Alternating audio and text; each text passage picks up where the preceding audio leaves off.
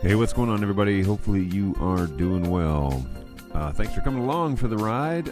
Always fun to have you join me. And it looks like I need to fix the music function on the music slider. Isn't working on my auto start. So we'll get that sorted out one of these days. Hey, how's it going? It's been a week. And what a week it's been. I'm back from Las Vegas. Pretty exciting stuff that has happened in the past week, as you probably are aware, and maybe not. NAB, the National Association of Broadcasters, has their annual convention in Las Vegas each year, and that happens from Sunday until about Wednesday. Today's shutdown and get out day. So all the vendors are leaving today. Yesterday was a half-day show from 9 till 2, whatever Las Vegas time is. But, yeah, here we are. And, I need to check my audio. I guess you guys are not screaming in the chat that I am inaudible or unbearable. Oh, well, anyways, time will tell. Maybe that second one will come true. But, hey, so, yes, we flew out on Saturday afternoon. We were at the airport about 2:30 somewhere. Uneventful flight all the way to Las Vegas, other than I am not used to sitting in an airplane seat for that long, like 4 hours. Our ride home a couple of days ago was only 3 1/4, which was nicer, just because we had a strong tailwind. But we pushed away late in Las Vegas, got back a little later than we were planning. No big deal, still uneventful, and funny stories, which maybe I'll have time to share. But we definitely want to get into what it is that we saw, right? Because that was kind of the whole point of me going, was to get an idea as to what's coming down the pipe in technology over the next little while. Now, you may have noticed that I promised that I would update my video pages while I was there. And evidently, I forgot one little cable, which put a whole problem stoppage in the plan, and that was an audio cable from my little field recorder, which is a USB micro, into a USB-C, because I don't have a micro to USB-C cable. I thought I had my card reader, which is why I wasn't concerned about it at all. But when I went to edit on Sunday night, I found out I didn't have my card reader, and I didn't have a USB-C to USB-A cable that could convert the micro cables that I brought. So it's kind of up a creek, and I decided, okay, well, what I'll do is I'll edit all the videos as far as I can, and then as soon as I get home on Wednesday morning, not as soon, but when I wake up and get to work on Wednesday morning, I will have them all ready to go by 9:30 Central Time, and I will upload everything that I did all at once. And so yesterday, those all went live, all on schedule at 9:30, and they are there for you to see my updates at the booth. And there are 6 of them. I know it doesn't really sound like a lot for the size of the convention, which has like 18,000 vendors. It's ridiculous. But I did 6 major ones, and primarily because I'm there on behalf of my nonprofit, Our Safe Harbor, and I'm also there looking for things for my own studio and for my own business and for Keystone and everything like that, right? And of course for this show. I want to have things to talk about. So there are 6 of them up there in a playlist that should be, where is my playlist? Let me go back here, because I went to my channel. If you go to playlists, there's an NAB 2026 playlist, and it starts with kind of my most popular one, which is Black Magic. So Black Magic, we spent 2 hours. Well, we spent like an hour and a half at their booth, just kind of walking slowly. They always have one of the largest booths. This year, they were placed right next to Ross. So Black Magic was right at kind of in the corner, like main booth, one of the main booths in the North Hall. And right next door was Ross, which is like all the broadcasters go to Ross to do all their video switching and whatever, which I thought was hilarious, because there are installers in this world that look at Black Magic and kind of scoff. They kind of think like, oh, that's not real. Well, in the past 5 years, Black Magic is now, I think, a real contender in the video switching realm. Many of us have used it for many years, but they are trying to get serious as to being an alternative to the big boys like Grass Valley and Ross. I did also walk through the Grass Valley booth. I didn't ask my question, which I said I would, but I didn't, just because I kind of got more of an idea as to what it was that they were doing just by looking at what they were presenting a little closer. We didn't really go into the booth and do a lot of snooping about, because I didn't want to be approached by anybody, because that is not a world that I am prepared to even ask what something like that might cost. But they do, basically full-on installs of major broadcast corporations. Grass Valley is a big name, big deal. So kind of cool to see that. But it was hilarious that Black Magic was right next to Ross, like literally across the aisle. If you walked in the door where Black Magic was, Ross was right next door. So we went in one door and found out, we want to start over at Black Magic, start walking our way around the hall. And so we walked through Ross, and I noticed right then, I was like, oh, Ross is right next door. And that's kind of funny, because it's like the two companies wouldn't look at each other. It's like a couple who's fighting at the dinner table, but they still need to sit and eat because the kids, and so they're having an argument. That's how I felt like it was. So like everybody was kind of looking their way, Black Magic looking their way, Ross is looking their way, and there's like nobody in the middle aisle. If you're a Ross guy, you're over at Ross. If you're a Black Magic person, you're probably not shopping at Ross. So they were like, they were very close, but clearly divided. So that was hilarious. Well done, NAB. That's funny stuff. I see what you did there. All right, let's just jump in the chat real quick. Hey, Angus, what's going on, man? Good morning. Good to see you, as always. And Sean is here. Sean is my 2025 floor find. Actually, he found me. He stopped me as a big surprise. I was kind of on my way somewhere. I'm not really too where, but I was kind of looking around or whatever. And he like, hey, oh, hey, it's Sean. I was like, oh, what's going on, man? So there's an NAB connection. I met up with him in 2025. Good to see you, man. Good morning. What's going on, NetHab? It was nice to have you around, man. Oh, and live on iPhone. What's going on? I haven't seen you in a few weeks. Always a pleasure to have you here, too. Live from Warsaw, Poland. Well done. Hey, I'm doing well here. Hope you're doing well. Yes, I came back from NAB not sick. So that's always a good step in the right direction, right? If you don't pick up some sort of disease while you're traveling and with 40,000 people, that was good. It was good to dodge that bullet. It wasn't successful in 22 because I caught COVID back then at that show. But hey, I'm good now. Feel good. And yesterday, okay, so we got home. I got home at 12:30 on Wednesday morning. Drove into my barn, parked my truck at 12:30 in the morning, Wednesday morning. And then, so we left on Tuesday, by the way. We left at about noon on Tuesday. I'll talk a little bit about that. But we left on noon on Tuesday. Uber, airport, flights a little delayed. Got home late, dropped off my coworker Dave, who lives in Spring Hill, and then I drove home to Fairview, Bonacqua area. And so, 12:30 at night, in the night, and crashed. Then I woke up at 5:45, more like 6 o'clock, to help get the kids up for school and my wife out the door and whatever.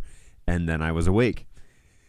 And then my coworker from Safe Harbor called me and said, hey, we need help moving a fridge and installing some TVs and a few other things. And so went and did that. And man, I was driving back into Brentwood and felt tired.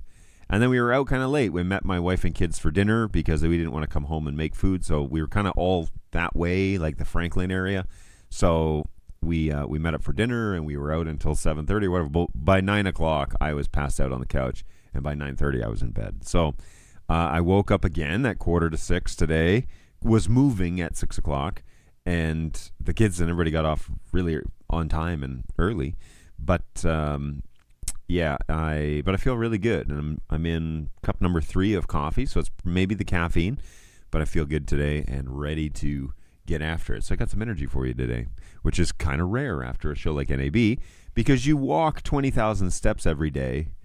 Not kidding. That's what my pedometer said on my wrist, and I can even look, I think, at the history of maybe I got to look at my phone. I'm going to look at the history, but we did a lot of walking. And again, we'll get into that a little bit. Hey, well, that's fantastic. That seems a little close for Ross and Black Magic. Yes, it definitely was. And like I said, kind of funny. Now, I have a coworker who works with both, but I haven't had the opportunity myself. Yeah, I mean, I see Ross gear when I'm on site for the installer company that I work with Keystone. So that's there. I don't see much Black Magic gear being purchased, but I'm around the Black Magic stuff, so I'm familiar with it. Live on iPhone. I work for a TV station that uses GVG switchers and routers, but one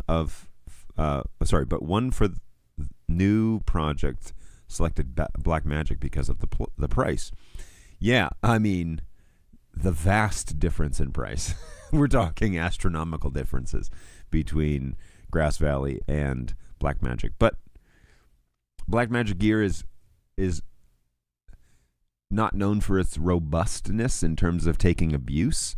But maybe that's a thing of the past. I don't know. But that's most of the reasons why integrators... the impression I get when guys scoff at it is, oh, you use... like that's like Fisher Price stuff. I don't think that anymore. I think it's good gear. But, Black Magic and Ross is like the cool uncle versus the uncle that shops at Ross. I love that. Let me jump here. Did a comment get pulled? I'm just Oh, our meetup. Sean said, yeah, it was around the Bird Dog booth. Shocker. Yes, maybe that's why, because I was like, oh, there's Bird Dog, and then you stopped me. I also saw a coworker there in 25. His name's Filippo. He sells a lot of stuff in Latin America, and I saw him again a couple of times this year. One of the nicest guys in the world, and in the world of sales for Latin America. He is just so helpful and truthful and down to earth, and I love Filippo. He's such a good guy. So I ran into him on the floor during a lunchtime on Sunday, and he was like on his way somewhere. So he gave me his card, and he was like, "We need to talk." The next Tuesday morning, I saw him getting out of the monorail, and we were walking towards the venue, and so we got a chance to talk from the monorail station all the way to the convention hall, and then and that was great. I got to find out what he's really up to, and I can share that with you if you'd like. He is, if you knew Filippo from the sales days of Bird Dog, because that's what he was our Latin America sales guy. He's now found himself in a place where he's not just selling gear as a sales guy. He's trying to create workflows so that people can learn how to do these things, and like education, like getting better education, having more educational opportunities, and leveraging technology to enable those kind of scenarios. So his story arc is not just sales. Like sales is kind of like the first part, but he's also then on this journey of how do I get this person the correct product so that it will enable the universities and the schools and the communities and the these like groups of people that are using the technology. How can it best further their education and their experiences and all of that? So it's way more than just selling gear anymore. So it's such a cool, like really powerful story about what it is that he's up to now.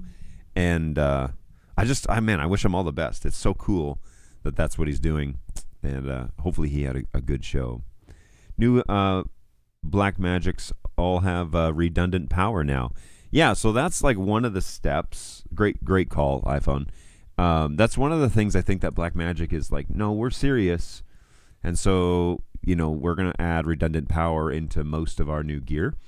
And that was good to see. That's like a feature, right? It's something that most companies sell as a module, Netgear, something that they sell as a module on their higher end stuff to add redundant power to a switch or a core or whatever.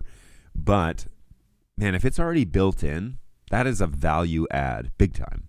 I think that's just like plus it has redundant power, whereas these other companies, you have to pay for that function. I love that. I think that's such a great idea, and I commend Blackmagic for thinking forward that way. It's the correct way for a server room or an OB van. Yes. Yeah.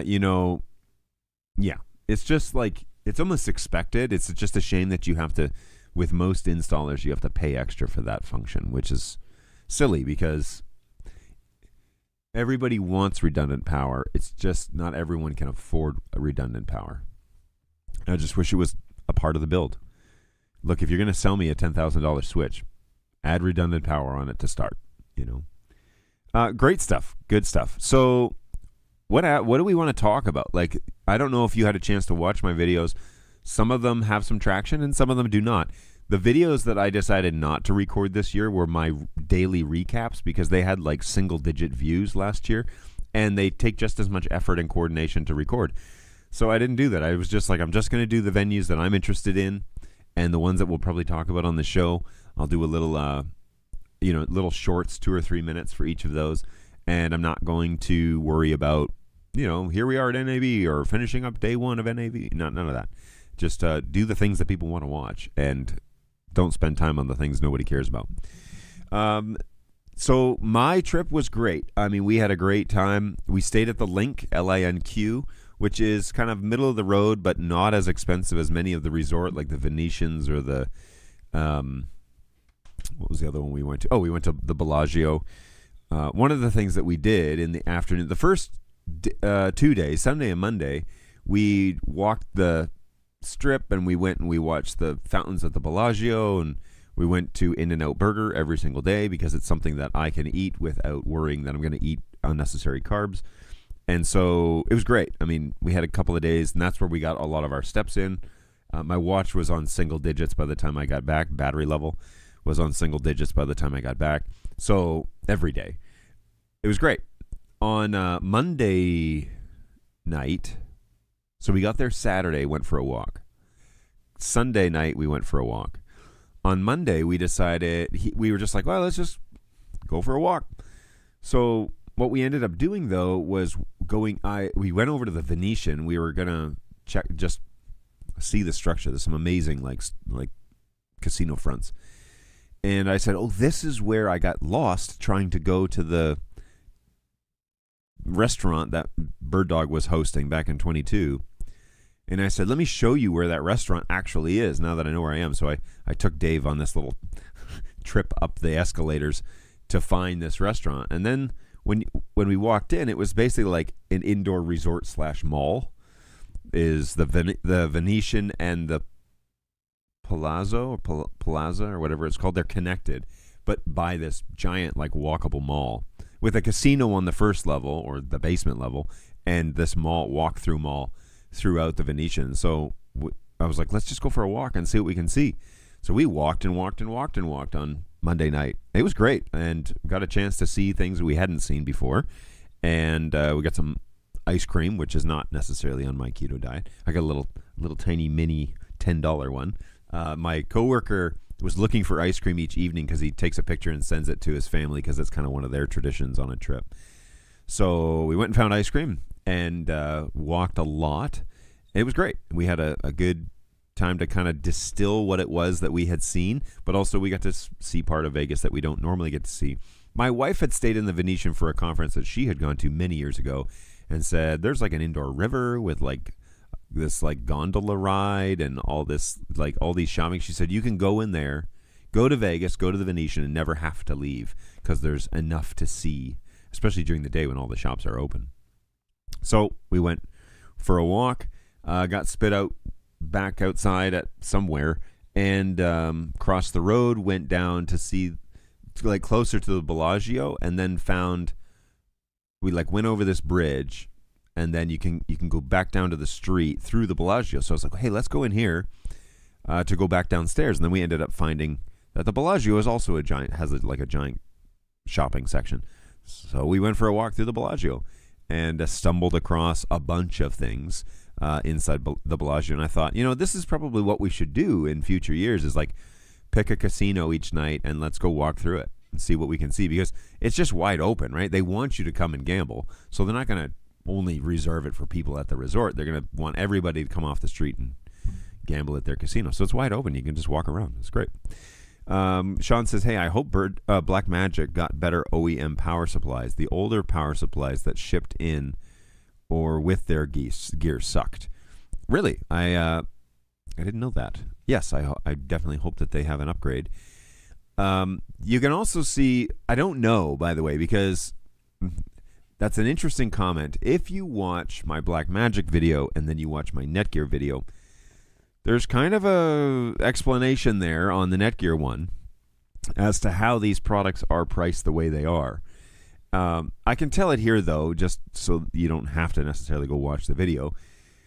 So Blackmagic came out with a $3,000 QSFP switch, QSF28, which is 100 gigs in and out. It is an unmanaged switch. So, but the idea is that it's you put it in, you power it up, you plug in your QSFPs, and the routing is done. 2110, to do it correctly, you really need a system that's configured correctly for multicast and a system that has QoS set properly and a bunch of things. Netgear does this in their profiles, in their AES, what is it? Oh, shoot. Hold, please. They have a profile for AES 50. Is that right? Oh, I'm drawing a blank all of a sudden. I'll log into my system. Anyways, it's already configured for you. It is strongly recommended that you use an isolated VLAN if you are going to use 2110, because that, okay. Whoops.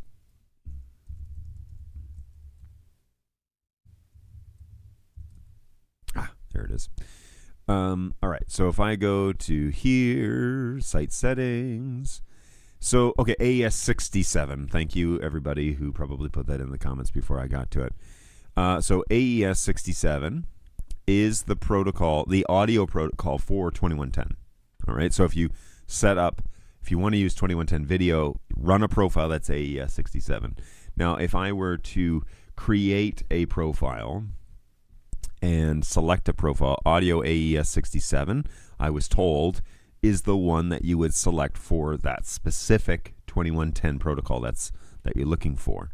Video SMPTE is also an option, evidently, which is specified for audio AES 67 and SMPTE 2110. So there's a couple of options there, but one of the big one of the big factors that you have to consider with 2110 is the whole PT-PTC clock. Okay, this is a internal clock that needs to have the TC is transparent clock that needs to have a grandmaster somewhere on the system. Now, according to Blackmagic, any of their devices, including the Studio 6K cameras that I have, can be the grandmaster. The problem is that you have to set up a sequence of who's going to be the grandmaster when this one disappears. So if I power off cam 2 and it's the grandmaster, who is now the grandmaster for 2110? Because the system can't work without one. So the idea is if you buy the entire Blackmagic 2110 ecosystem, it will do it for you, evidently. But if you're going to integrate it, which I actually think you should, into a Netgear Engage system, you have to go with a 4350 switch. Only the 4350 brands, okay, 4350, are the ones that have the ability to do grandmaster and edge clocks, meaning that the 4250s can't do it. Now, can the 4250s transport SMPTE 2110? Yes. Can they do grandmaster clock? No. So you have to have a 4350 somewhere in the system.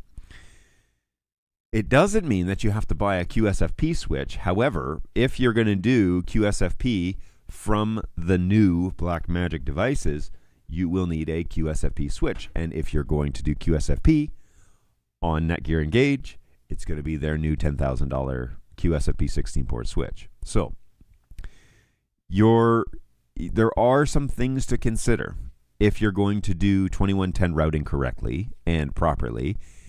And here is the thing that I revealed on the Netgear AV video was Netgear AV purchases the smallest Titan 4 chip from Broadcom that they can. That is the 16-port QSFP model, okay? Because you have to have 4 Titan 4s, Quadcoms, to do what they're doing. Because what you're doing is you're taking one lane per switch, per connection, per QSFP, and soldering it to the board. Every QSFP 28 is broken up into 4 25 gigabit channels, and they're married to 4. So they do 4 Titan 4s, and they do one lane to each chip, and then they bring each of those to each, which gives you 16. When I talked to Laurent about this, who is these are his brain children, okay? These are the offspring of Laurent's development. He says, if I were to do an 8-chip QSFP, it would be the same price as a 16. So I said, so then how does Blackmagic do 8-port QSFP for $3,000? And he said, that is not a Titan 4 Broadcom chip.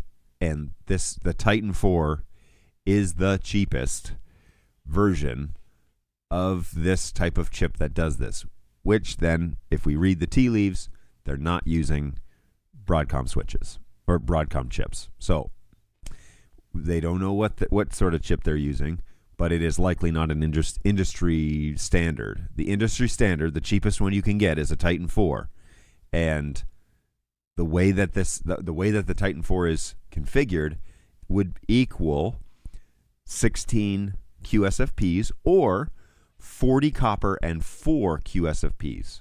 Okay, so that's another switch that they offer, is a 40 copper, 4 QSFP, 28 ports. Also 4 Titan 4 chips. Okay, so that's how that breaks down.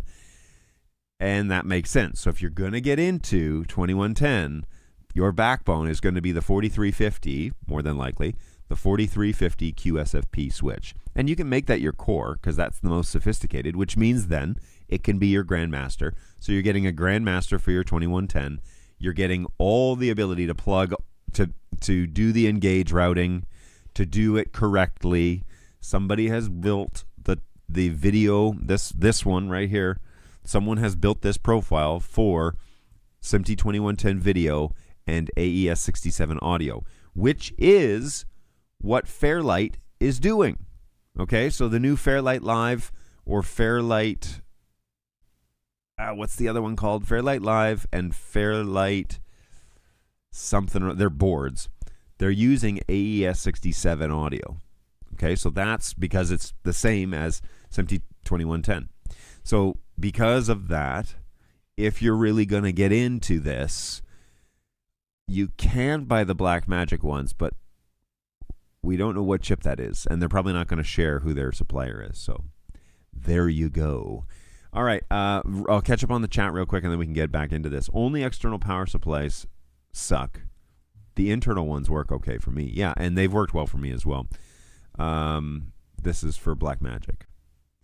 I think it's telling that Blackmagic put PTP and NMOS on their own separate ports on every device, assumedly so that they can be on their own VLAN and switches. Blackmagic is a huge FPGA shop. I wouldn't be surprised if they did. The only other network chip manufacturer that I even know of is Marvel, and they are what Ubiquiti just switched over to from Broadcom. This is very good, useful information. So is that why Ubiquiti is competitive on price as well? I wonder if they rolled their own FPGA solution. They absolutely did. I heard that on the booth. So they did come up with their own solution. But that's as far as the Blackmagic guys were going to share. They also openly admitted to me, which I thought was hilarious, was that, like, we just saw these for the first time a week ago Monday. Like, they got an on-floor tutorial on Thursday of all their new fleet. So most of the Blackmagic Corporation hadn't seen the announcements yet. And they were like, it's great, and it's all here. And it was all working. I can confirm. You'll notice on my Blackmagic video, I have B-roll. I tried to take a lot of that this year for something better to look at than just my face. You'll notice on there, especially on the one that shows the back of the switch stack, it shows that QSFP switch. It's running. It's working. It's real. I'm a network guy. And so my coworker and I are talking about 2110. Like, is that a real possibility for us? And we would likely need to invest in the Netgear switch where I would feel comfortable with all those video packets making it correctly. So that was an interesting conversation to have. That was the 2110 stuff was what we were really looking at. The other thing that we were looking at with Blackmagic is their new studio converter, which is all 2110 SFP. I'm sorry, QSFP 2110, but the big thing with it is it's no longer a single camera. It's a multi-camera studio converter. It does up to 8. And I don't know if you noticed this on my Blackmagic video. I will scrub here. They had a bunch of these mini IP to HDMI converters. And this thing is a 2110 IP to HDMI converter. I couldn't distinguish a delay in the decode. Okay? This was hooked up to a camera on a multiviewer, and we were moving the camera around, and like to the naked eye, I wasn't noticing a latency issue. Like comparable to SDI, which is the fame to claim of 2110. But I couldn't notice a visual difference. And funny coincidence here was that all of those decoders were connected to those IP ports. There are ports 1 and port 3 in this shot, those copper connections. Port 1 and port 3 are cameras, 2 cameras. The other 5 plugins there are those little IP decoders. And I thought that was very interesting, that you could run IP to your screens, plug them into this studio converter, which is what the back of that is, and route the 2110 out of those ports. Instead of them just being camera exclusive, you could run them out of those ports and use this as a switch, essentially. Now, I don't know if it works for any other products, but what I noticed was they had 5 TVs all plugged into those little 2110 decoders. These guys, all these 2110 to HDMI decoders or converters, and that blue cable is plugged into the other side of those ports 4 through 8. They're all running the TV screens. And I quizzed a couple of the sales guys and said, hey, I didn't see that as a feature in the PDF. Is that real? Is that included, a feature included, that you can set those ports to decode 2110? And the one guy, his name's Darren, he's out of Melbourne, he was like, that's the way it's configured right now on the show floor. I don't know if that was a yes or not, but I found that very fascinating. You can send PoE and 2110 to this converter and convert it to HDMI, and the latency is practically zero. Not completely zero, but practically zero. I thought that was extremely interesting, that might be a feature, which is actually, that's a big value for me. Like I would use that for sure, because I'm never going to have 8 cameras. Never say never, but I'm probably not going to have any 8 cameras that need to be powered by a studio converter. But I might buy a bunch of decoders, and that would be awesome. That if we go to 2110 and we get our video signals into 2110, we would update our converters, our studio converter to that big one. I'd buy a QSFP switch from Netgear, and I would buy a Constellation 2110 4K, and then decoders. Heck yes, that would be awesome. I would love that. If I worked for Blackmagic in their booth, I would be grabbing a screwdriver just to look inside. Touche. I might do the same. I've seen people talking about latency issues with some of last year's Blackmagic 2110 gear. I'm curious to see what changed. Again, I specifically did a test. I was like, hey, Dave, go over to the camera and steer it around and zoom in and do all this stuff. Of course, they got like the handles and the 18x80 motorized lenses and everything. And so he was playing around with it and zooming in on people in the booth and doing a bunch of things. It was a lot of fun for him and for me. And I was standing at the computer watching him in real time, watching what the people were doing live compared to what I was seeing on the multiviewer. And it was pretty indistinguishable. And I thought, man, that's fascinating. It's the new 4K 2110 Constellation has it's a 4ME engine. That, right? From what I can tell, from what I remember, Blackmagic design. Let's head to the internet. Here we are. Constellation, yes. So this baby is the new IP version, and it does 4ME, has 4 engines in it. So you could do, first of all, that's massive. How many multi-viewers do you get? Oh, and what I need to see the back of this. Yoink.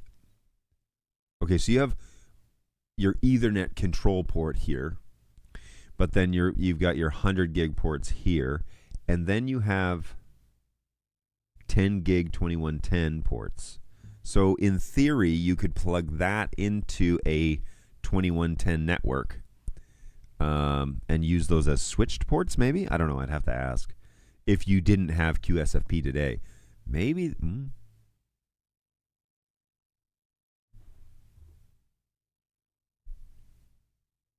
This is the studio bridge with power. This one here. Oh no, that's the stupid 100 gig switch. Where is the back of the Constellation? Front, back. Holy smokes. Okay, so there's a big boy and there's a smaller one. Constellation Plus. Okay, but we still have 4 ME, so I would be getting this top one. So we have PTP clock, 10 gig control ports. All right. And then you have these QSFPs. So you can marry the QSFP from the back of this guy to the to the studio bridge with power. So these two could talk together. You wouldn't necessarily need to right away do a Netgear Engage switch until you ran out of ports, right? And then your cameras could plug into this guy, and then your 10 gig could go to your network, your current network, and you could send that. Geez, I'm gonna have to think. I'm gonna have to write it all out because I have to rework our entire workflow for IP, which is fun for me. Probably not fun for you watching the wheels turn in my brain with my mouth unable to translate whatever it is that I'm saying. So pretty cool. I mean, we were not really on the horizon to replace our Constellation, but it is a 2 HD version. I would keep that Constellation because it's going to do our green screen stuff soon. So I guess I can talk about that now because that was one of the things that we saw. They were showcasing their Ultimat. Again, they had a big booth showing that. I can even do one better and show a photo. Let's go to my albums. NAB, just way down here at the bottom.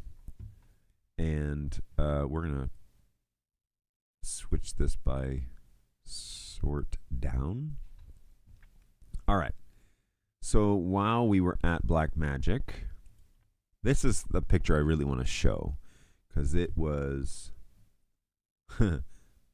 not flattering for the gal talking at the booth, but ignore her face. This was so stinking cool. So this is a 2-camera shoot. One is a wide angle, wide-ish, waist up mid shot, and then one is a bust shot, is what we would say, like mid stomach and up. And they were doing live switching between the two, and then they were doing some magic with the screen behind her to show 2 angles of this 3D space. Now this is 2 videos running on hyperdecks that are running the background, and what you can see here on this picture is the background is running on this hyperdeck. Okay, this is one of the 3D backgrounds, and the other one is currently not here on the desk. But basically, you can see the shot. The second shot is this one, which is that tabletop shot, waist up, and then the alternate shot is this like 3D view, which I actually do have a picture of.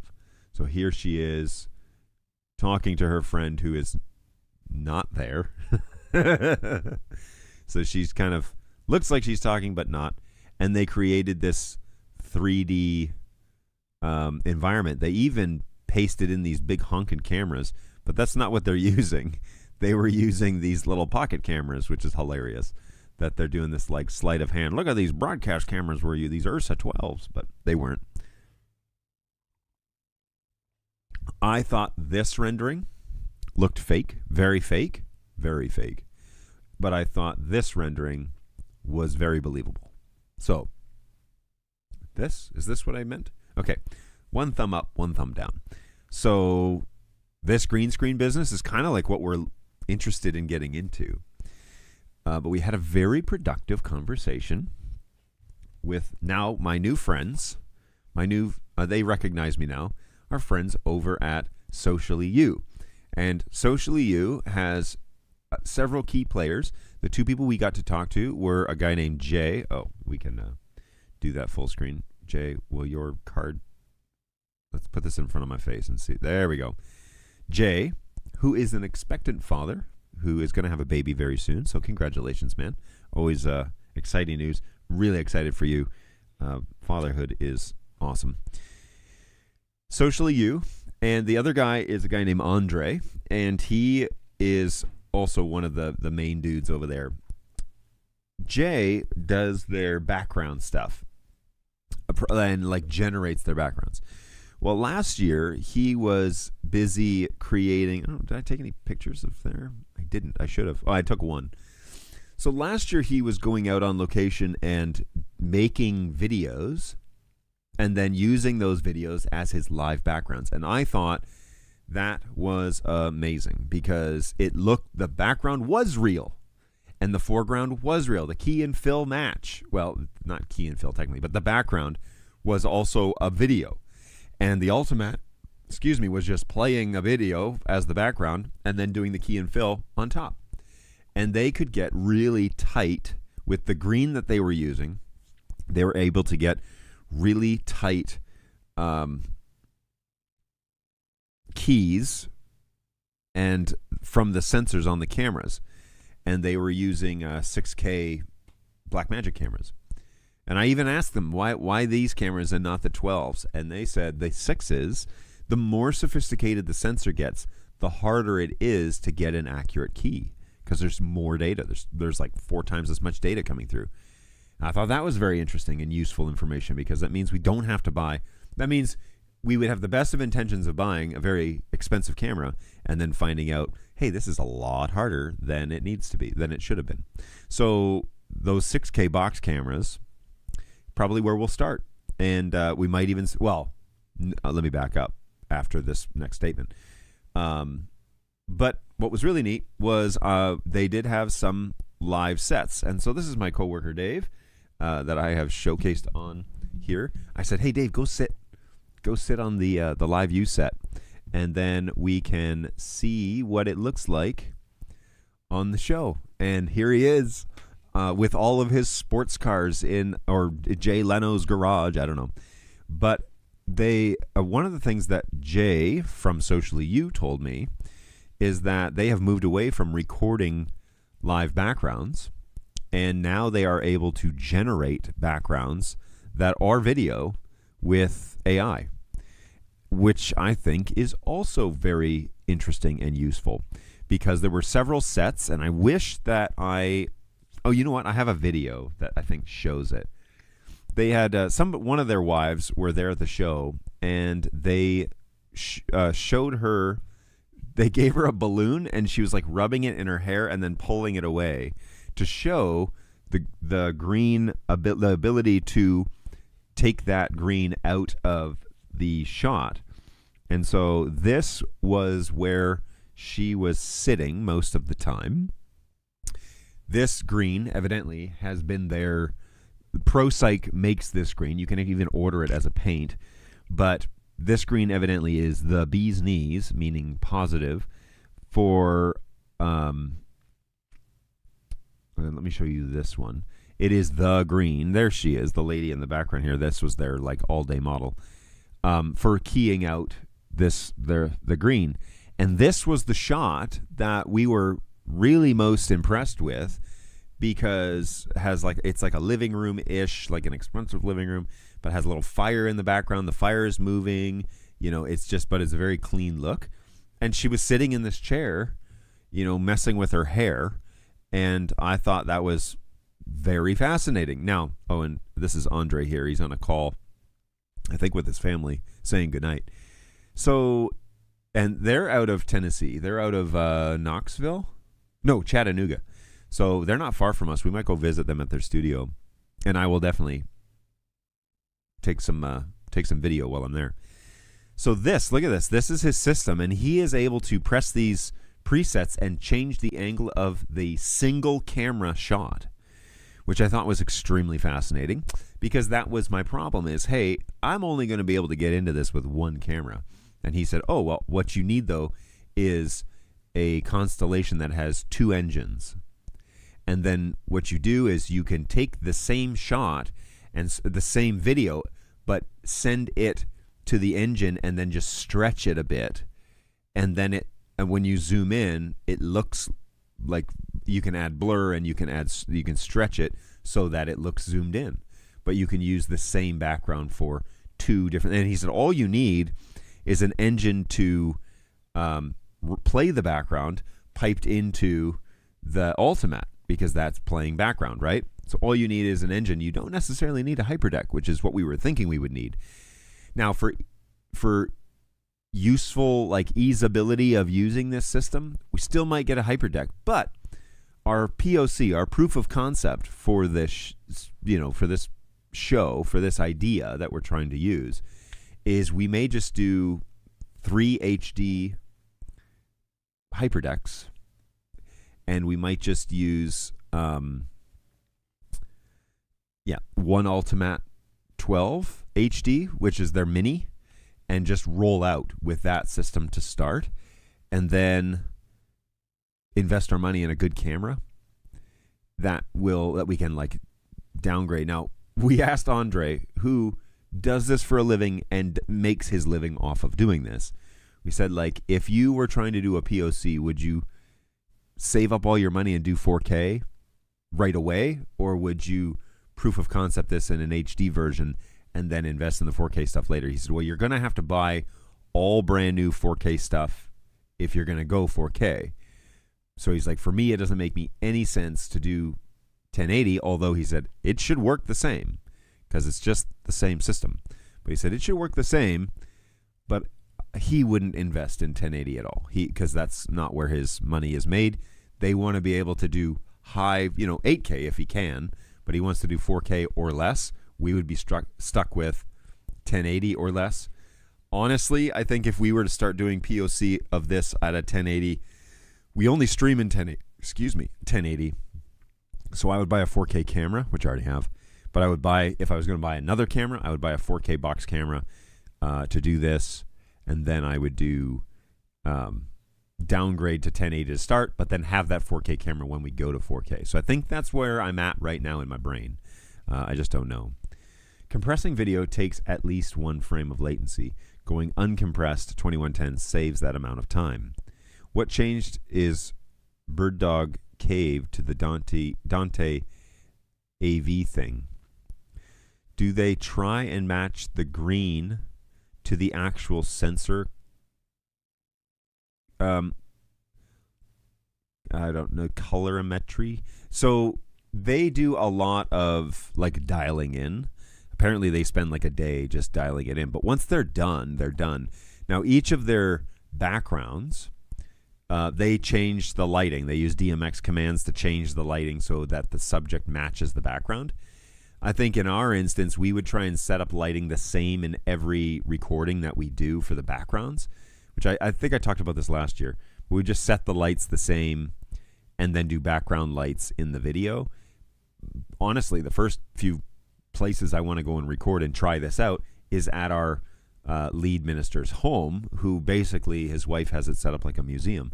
So it's this beautiful house in Spring Hill. She's an interior designer and decorator. So yeah, we'll go and use that because that's kind of our pastor's name is Patrick. So and he's actually from Scotland. So he's a classic Patrick.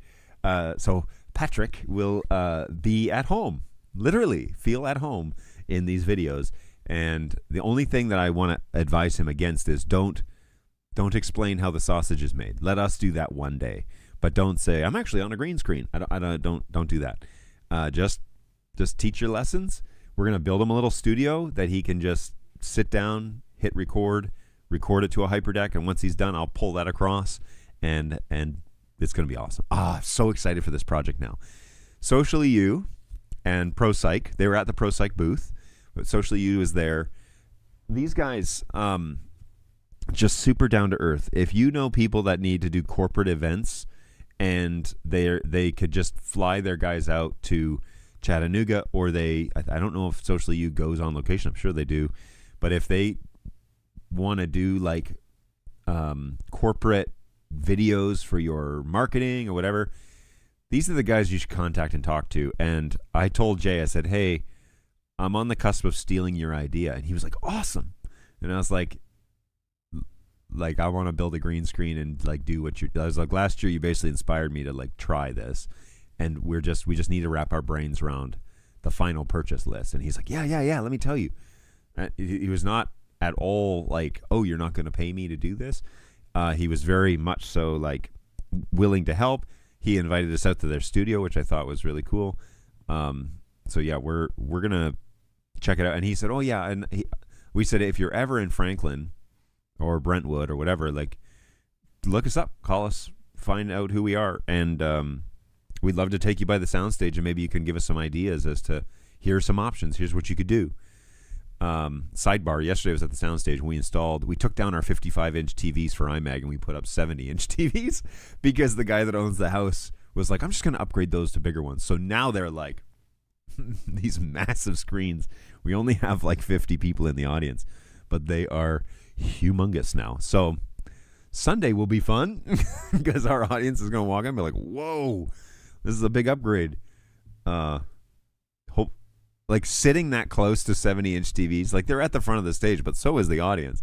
So sitting that close to them may be a little much. But anyways, all good. Just that was a little side trip. Okay, so on the back of the HD version of the Ultimate, I'm just scrolling the website before I switch over so we can all have a little look-see. Guys, you gotta have the...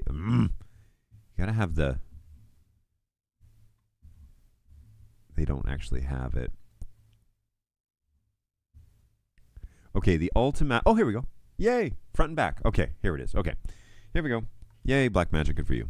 4 powerful models. All right, so this is the Ultimate HD that we'd be looking at. It's about $1,000. And we need one per camera angle.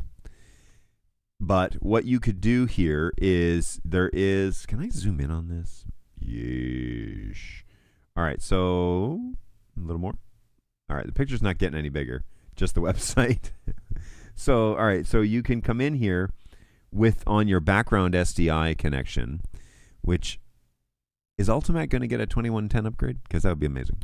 So you come in here on your background connection from your HyperDeck or whatever that's running your background. So you got a computer that's running a background, or a HyperDeck that's running a background. That's why it's convenient to just use HyperDecks, because they're all SDI. So you get little patch cables. You patch your HyperDeck into your background. Sorry, not your reference. Your background connection. And that then is your back. You press play, and that is your background that's going on. You can change video files pretty fast. Play file number 2 on loop, and it'll change it. So we do that. And then you have your camera foreground and all of your mats that you've got to use. So you come in from your camera from your, I forget how it is now, because you have to key it out, right, which is what the Ultimate's doing.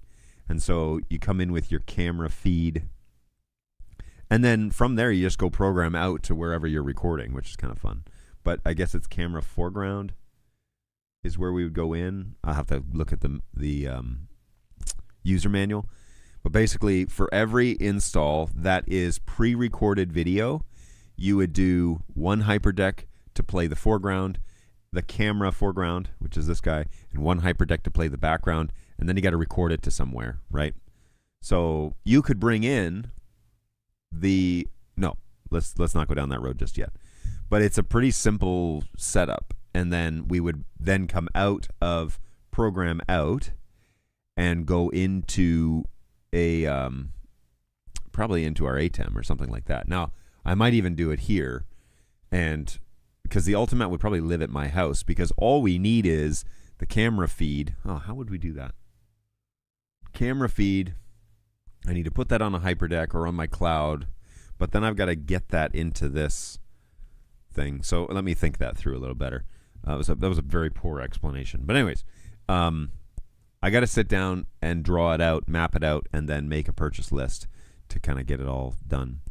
So are the Ultimat keyers a huge leap ahead of the keyers on board of the ATEM? I do essentially no green screen work, so I have no need to compare for myself.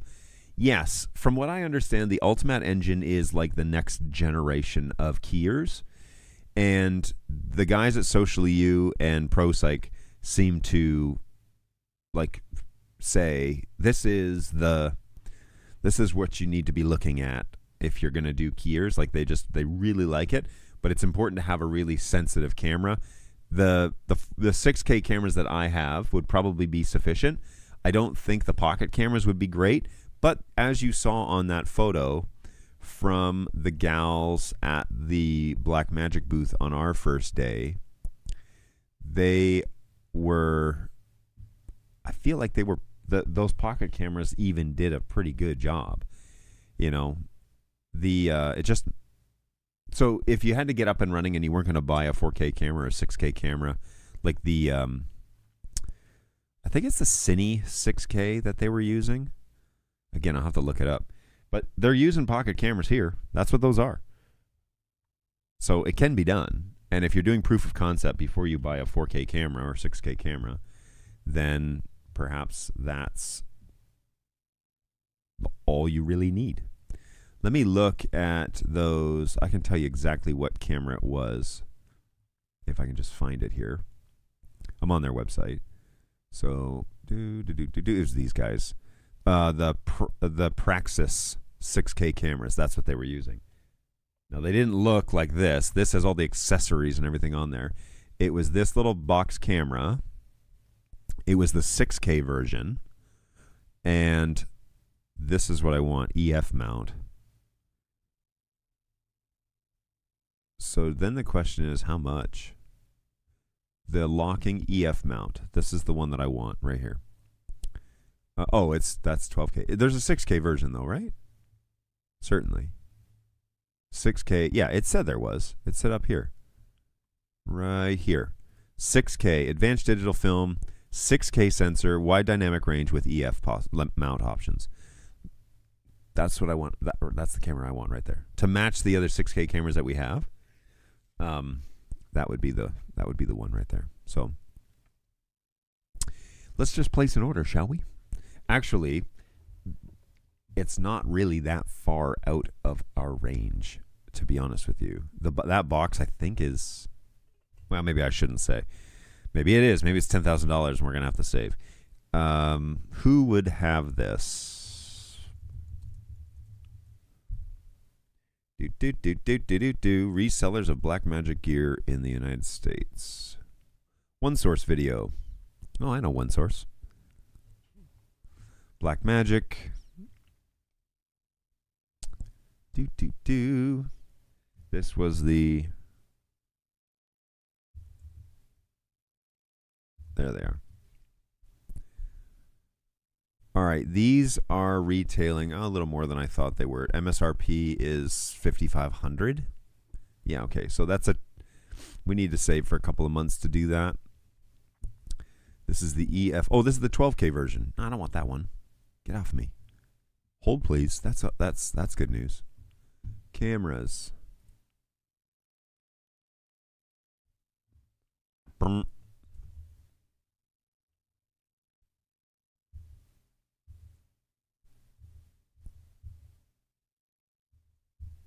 I can never spell this. There we go. EF 6K mount. $3,300. That's better. Why didn't it load? Praxis 6K EF mount. Thinking. Yeesh. Okay, so EF mount 6K.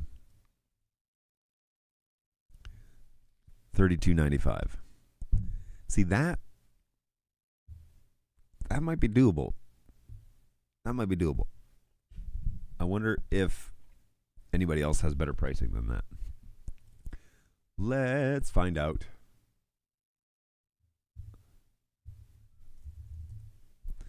There are ways.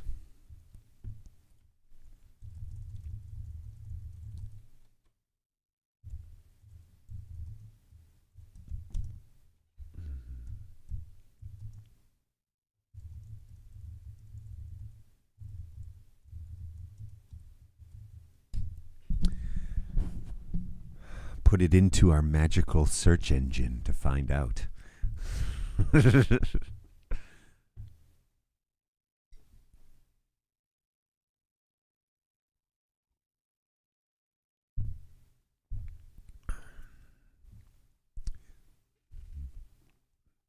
Suggested retail price is $32.95. Sweetwater has it for $32.09. B&H has it for $32.95. B&H offers 2 days shipping, tax savings in some states, or refurb options for $3,000. The notable pricing deals, past promotions of late 2025, between $2,000 and $2,500 temporarily, but those have all ended. No active 30% off. The used market, B&H has a $3,000 unit, and the absolute cheapest unit right now is on Amazon. Confirm seller ratings and return policies first before purchasing. If you want an authorized dealer, go with B&H or Sweetwater. Sweetwater being $32.09. We have an account with Sweetwater, so interesting. We'll just pop over there real quick. Sweetwater. Paste. Go. $32.09. EF mounts. Plug in your viewfinder here. Let's have a look at the back. So the Ethernet port.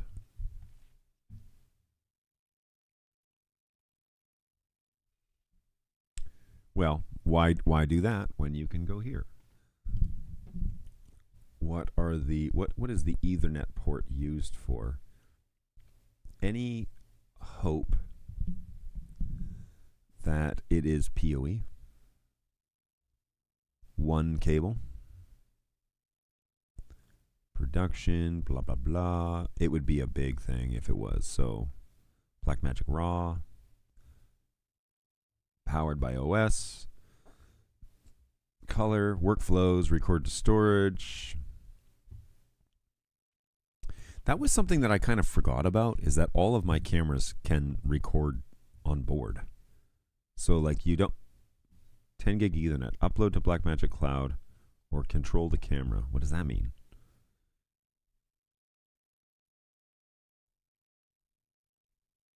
External disks, use these formats. SRT and live streaming. Power from batteries or DC. Okay, so PoE, no. Oh man, that would have been cool to have 90 PoE plus basically. Oops. Okay, no PoE.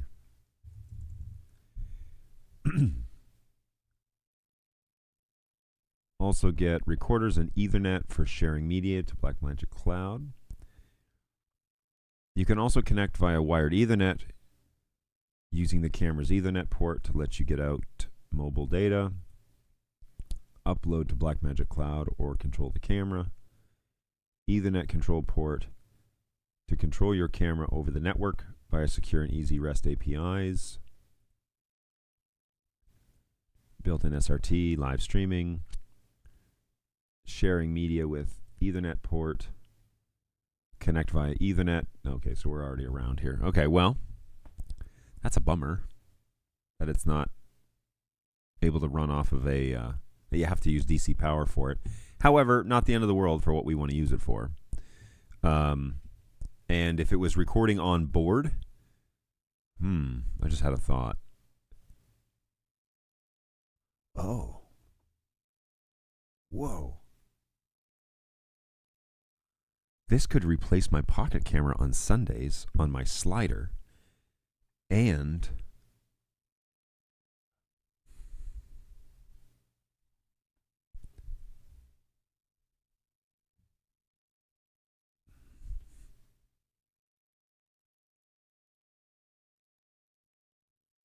shoot. Okay, sorry.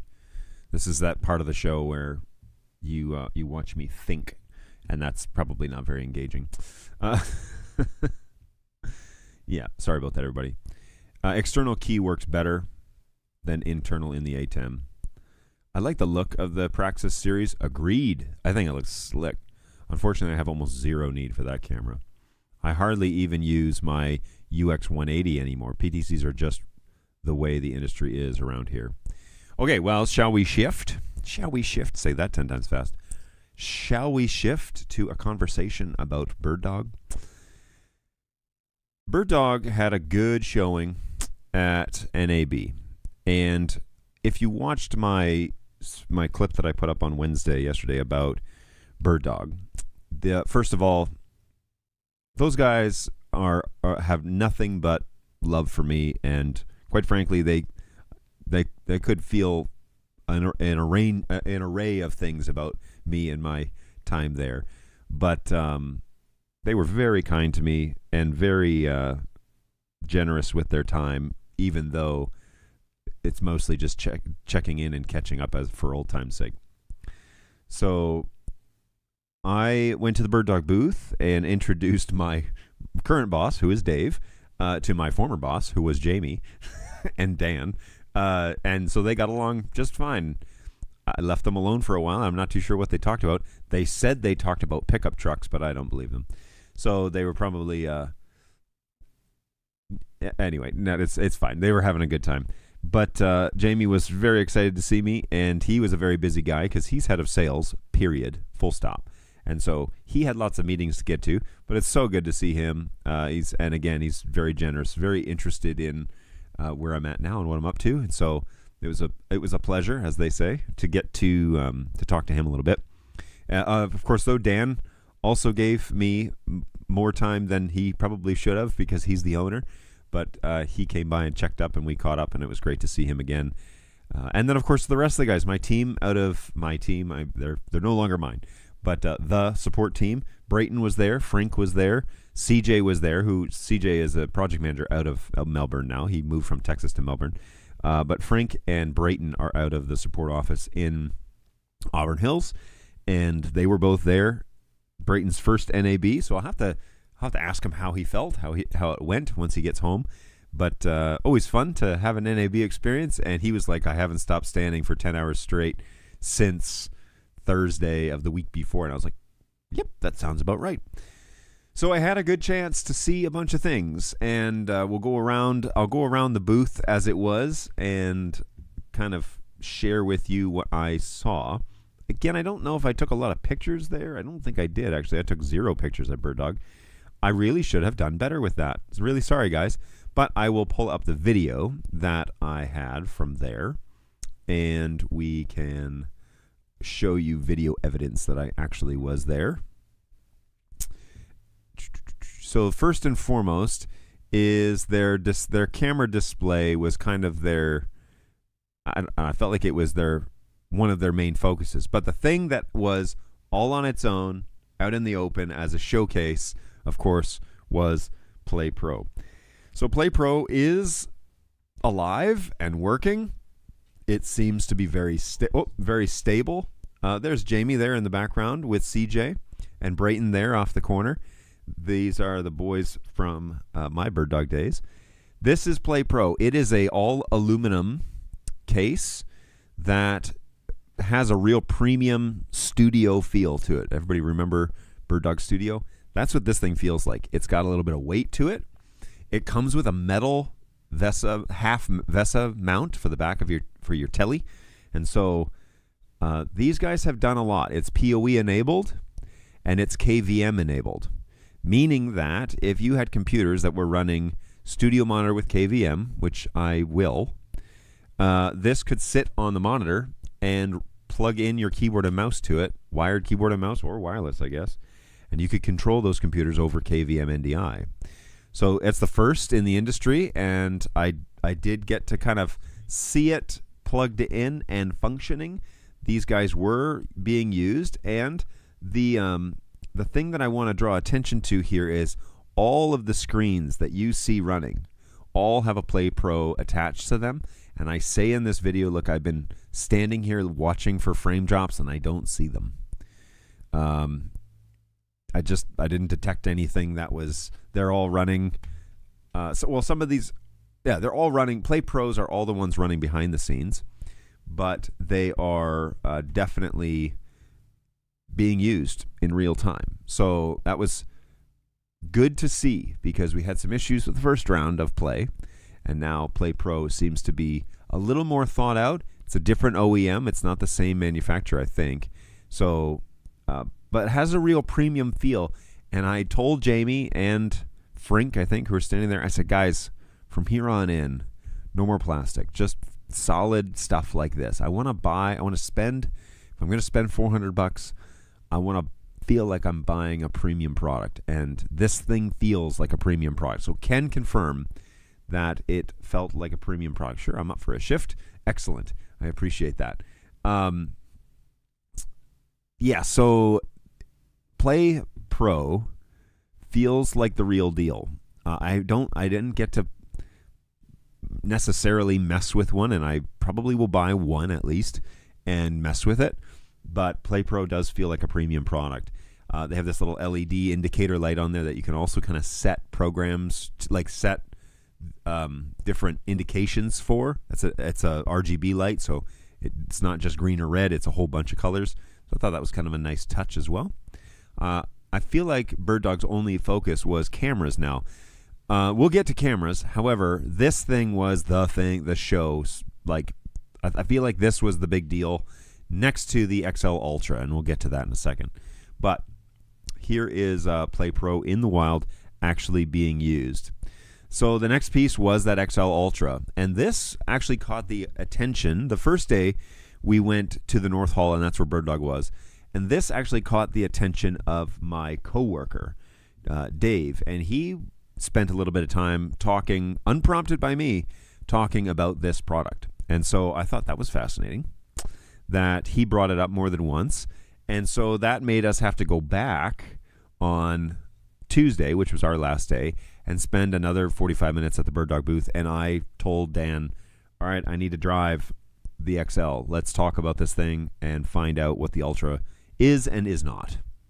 So we had a good little run through. You can see Dave's shirt there on the camera shot, or on one of the camera shots. But the XL was on display and was functioning. I'm not too sure if it's out in the wild right now, but I could find out pretty quick. But this thing is their new $8,000 camera, and it is a 4/3 lens. So it's not a 1-inch, guys. It's bigger than a 1-inch. And the picture and the color manipulation on this thing was really impressive. I don't know about long-term, long-term use, but from what I could tell, and I'm going to throw something out here, we are heavily considering this taking the place of our primary one camera and hanging this thing as our number one, because it does auto tracking at a fairly sophisticated rate. Not as sophisticated as some others, but it is up there, and competitively does it well for the price point. Okay, so you can turn that on or off on the web UI or on the keyboard if you get a keyboard, which is also a premium feeling product. It's all metal, much like the first keyboard was, but it is more tailored to the uses of the BirdDog product line, not as a general keyboard for everything with an NDI chip pasted on top. So the new keyboard has a real nice feel to it. This camera and the keyboard both do ramping algorithms that I haven't seen yet in the NDI world. And so this thing had a nice feel. When I pushed that, I slowed down the speed on the joystick, and I pushed that joystick over. It ramped up and moved, and then when I released it, it ramped down and kind of settled down, which gives a much more operator look to the final image. Okay, so they've done some thinking about that. It's not just like a move command and stop command like it used to be with the old P series. This thing really does have those ramping options that I was quite happy to see. Now, I also took a look at the X4E, and I think the X4E, the lens is not as nice as this one. You're really paying for the glass, but the X4E is also in the same wheelhouse. It doesn't have the Wi-Fi, and it doesn't have the battery installed as the X4 does. But the X4E, you save a few $100, would make a great secondary camera shot as a preset, you know, and an auto follow. But this thing, we're actually considering it using it as our primary follow cam, and then using our cams 1 and 2, our Blackmagic 6Ks, as the alternate shots. And then we can move them around a lot more. We can get much more dynamic shots if I had something that did a mid-waist and up. Now, we did some testing on zooming capabilities. In 4K mode, which is actually a 6K sensor, but they bring it down to 4K, so it's true 4K all the way through. You have 20 times optical in a 4K lens. That's probably more than what we need for the position that this camera will be in to do a waist up or an elbows up shot. I, though, know that if you change it to 1080, you can get 40 times optical because you're stretching that 6K sensor, and so you do truly get 40 times zoom. It's just digitally changed. It just means that for the same distance that you would zoom in at 20, you're zooming twice the distance in at 40. In my brain, that's how it works. But this lens is a monster of 4/3, which, according to CJ, who had to go and negotiate specifically with Sony to use this, is not the traditional security camera sensor. That is what most PTZs are using, is in that range, which enables them to stay on all day. That's what they're designed to do. They'll stay on all day and they'll last 5 years. This lens is a hybrid of a security camera and one of their production broadcast camera lenses. It's a hybrid between the two. Do you turn it off after every time you use it? I probably would. I don't need the camera, which would run for 3 hours on a Sunday, to then run all week. So I could schedule PoE power off for this camera and turn it on at 8 o'clock each morning and power it down.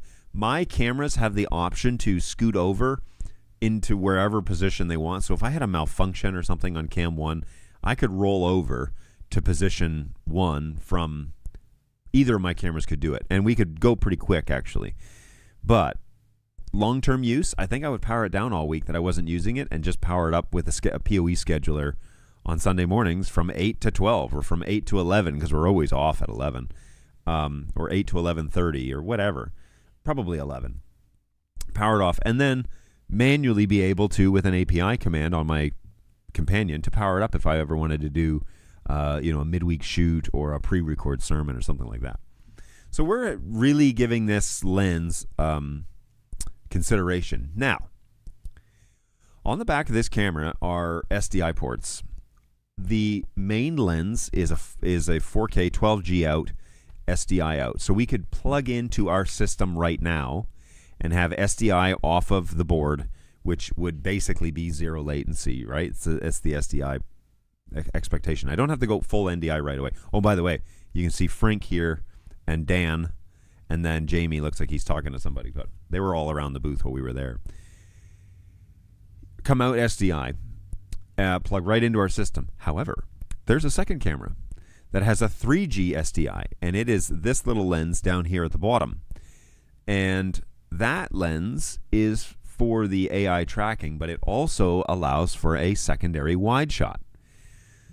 So I would be replacing Cam 4, which in my rig is a wide shot, with a single camera that would be our primary and our Cam 4. And I thought that was very interesting because if we positioned it correctly, I'd get 2 lenses out of 1, and this camera here can be used via NDI, but can also be used, it's primarily used to follow the subject on stage. And there are more algorithms going on with this current generation of BirdDog where according to my coworker, he watched it lock onto somebody. That somebody walked behind others, hid behind somebody for a little while, and when they walked out from behind those subject, it continued to track.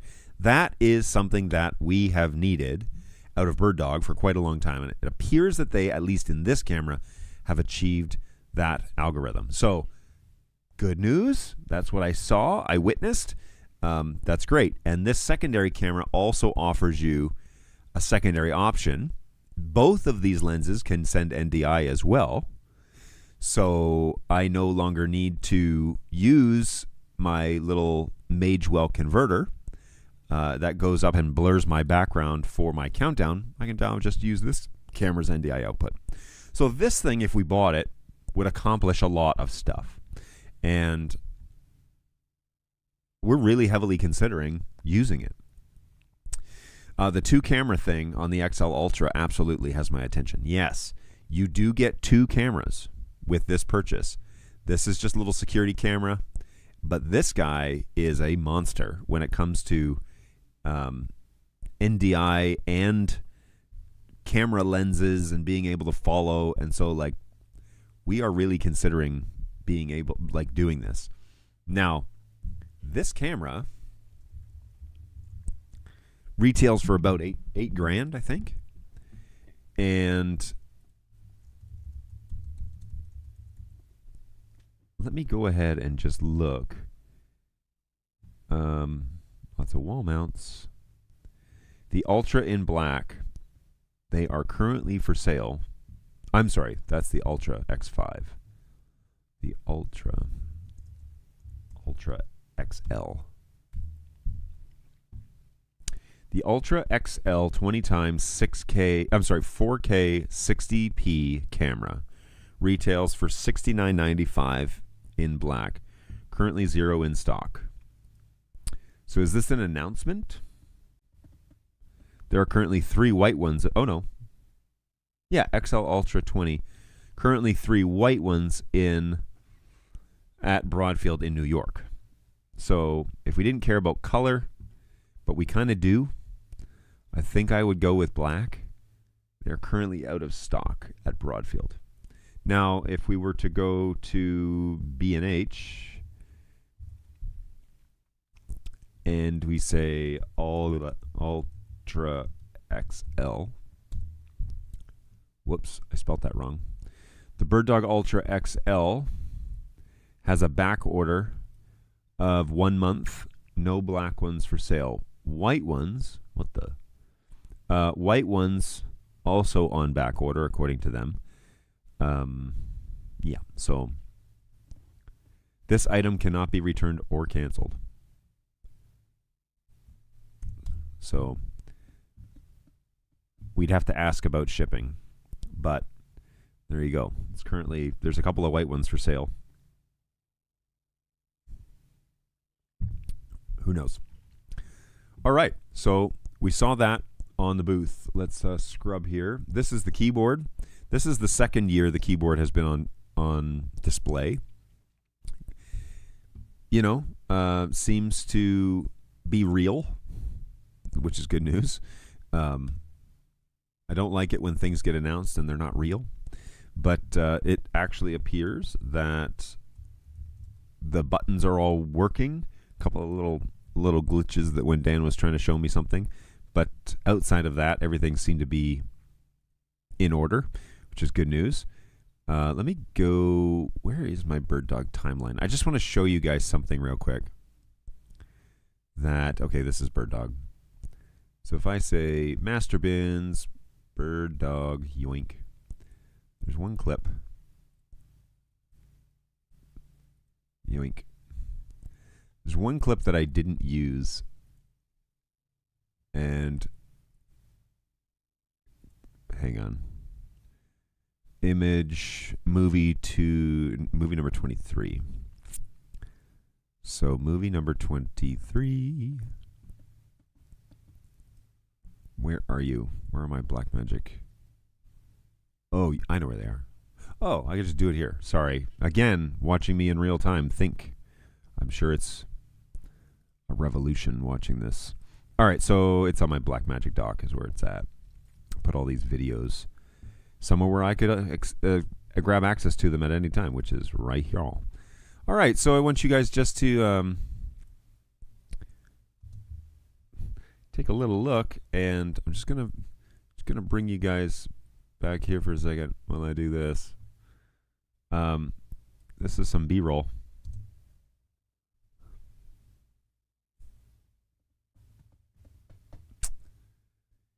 Yeah. Don't really know what the story is here. It's on its own island, featured like Play Pro. This, if you don't know what this is, folks, is the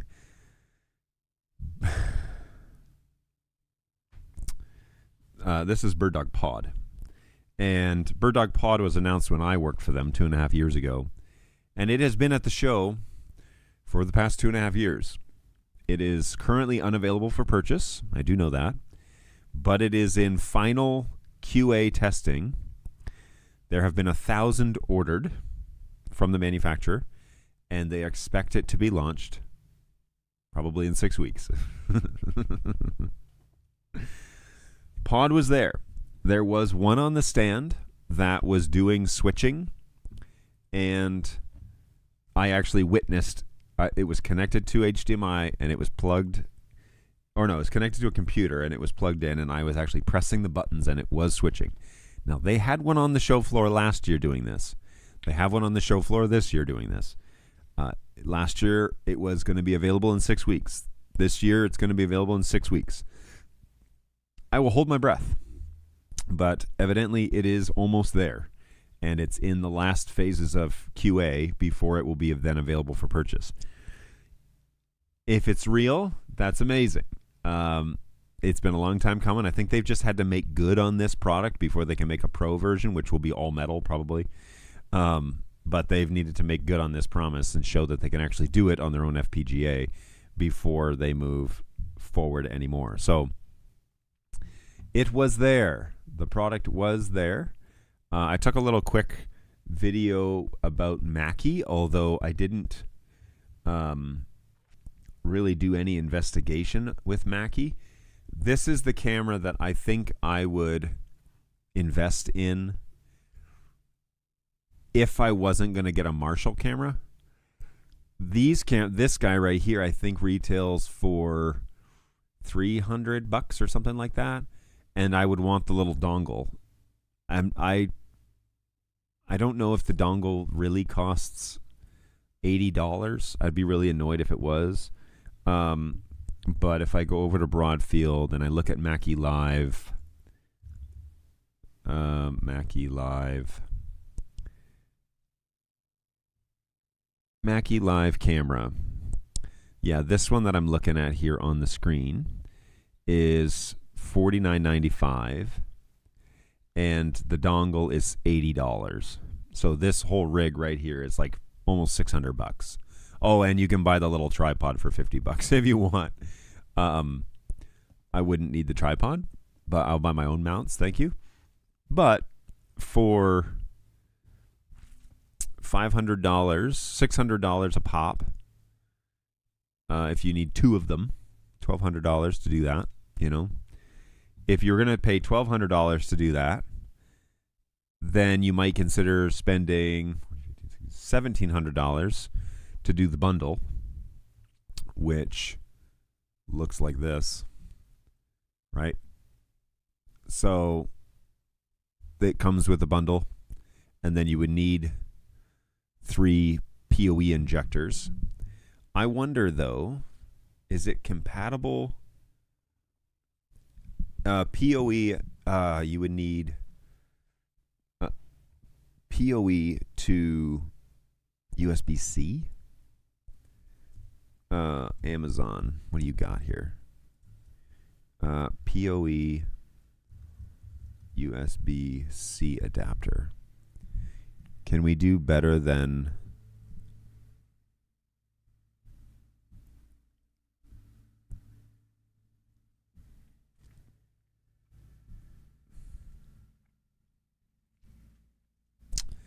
I'm not too sure. I don't know if we can do better than $50. PoE to USB-C adapter. Convert PoE 5 volts to USB-C with Ethernet. 10100. Raspberry Pi. 25 watt PoE to USB-C adapter converter. What are the requirements for Mackie Live? Power requirements, specs, wattage.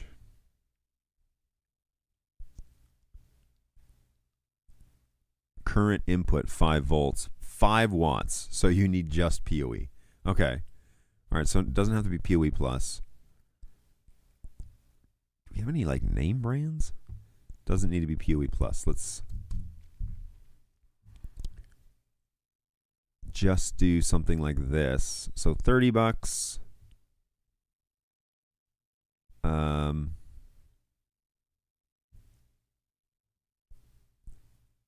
$50. It's better than 80 though, right? Like that seems a little ridiculous. $80 for a PoE injector?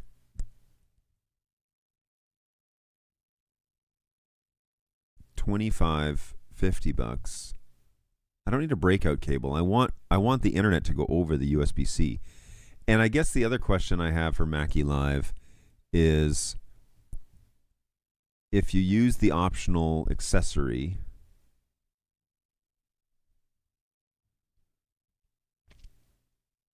built-in battery up to 6 hours of shooting, NDI Wi-Fi, wireless with built-in Wi-Fi and support for HX, integrates live with directly monitor IP, blah, blah, blah, blah, blah, blah, blah. No fuss, no compromise. I don't want Wi-Fi.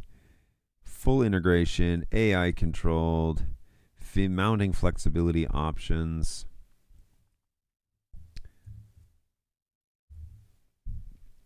PoE. Where is the first marker for PoE?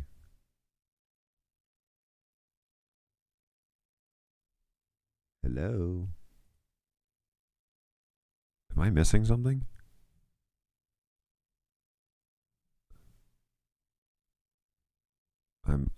It's like jumping around places that don't actually say that. So let's say power options. Let's see if there's something here under mechanical.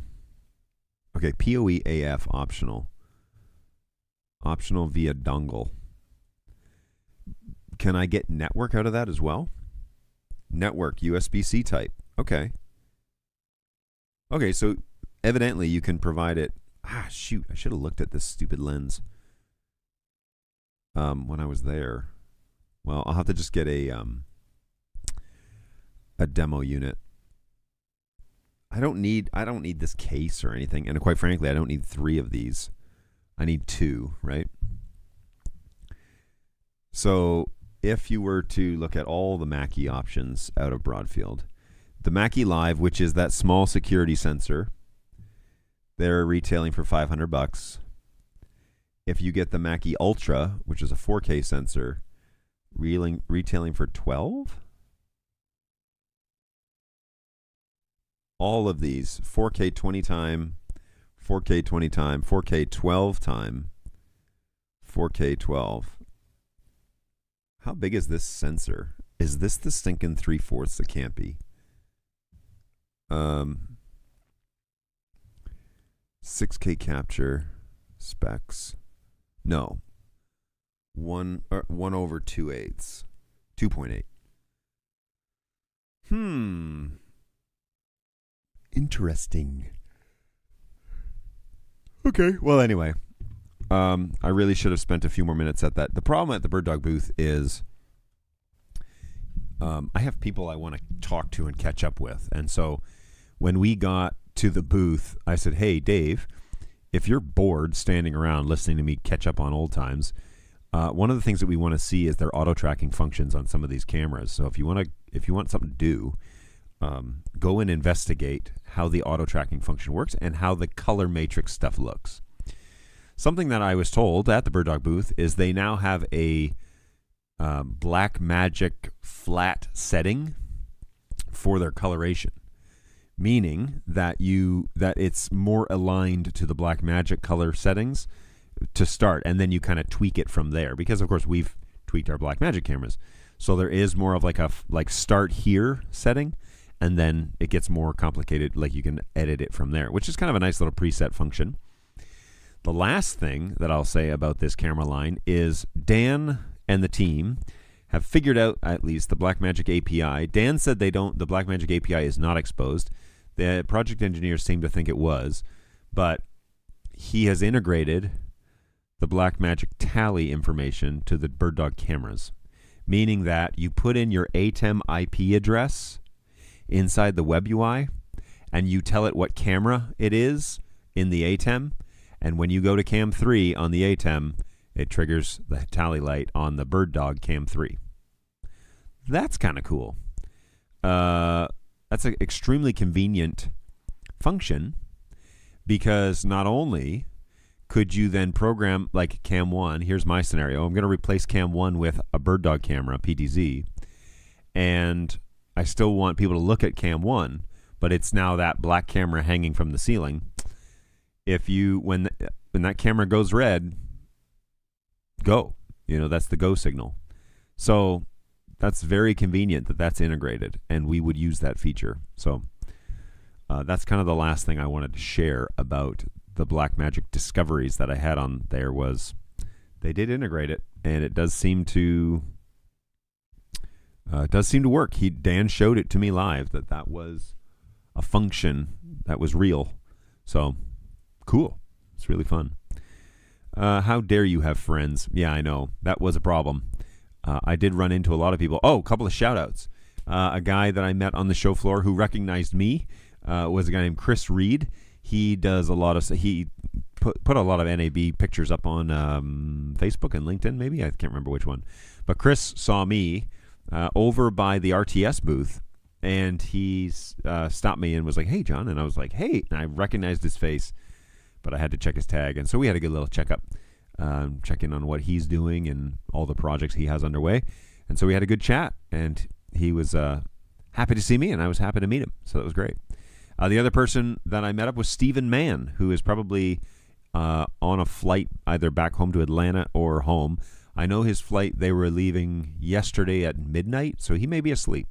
But Stephen, who shows up at this show sometimes, they kind of, his crew met me we arranged to meet between the North and Central halls, and we had a 45-minute chat about all sorts of things, and it was great. And yeah, it was a good conversation. So it was great to meet him, hear about what he's up to with his production.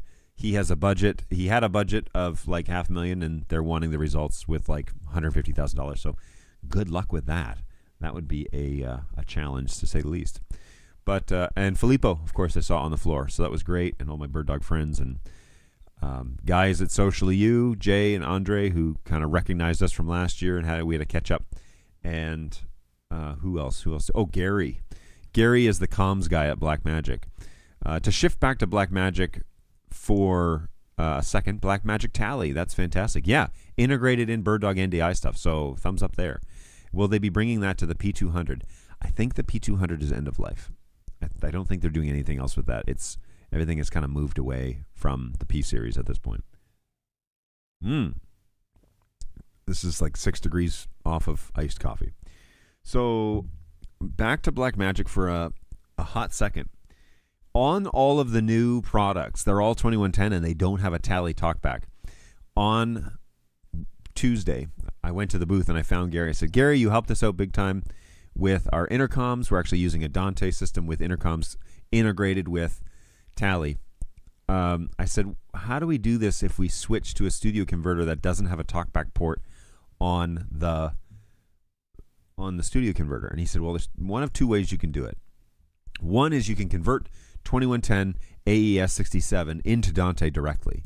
So the audio channels that would be coming out of those cameras, 2110, would have channels 15 and 16 as AES 67. So you could convert those to Dante, essentially, and then use those channels. Or, he said, you could, instead of having independent camera plugs, audio, analog plugs from each of the studio converters, you could plug it into your Constellation that currently has a talkback port.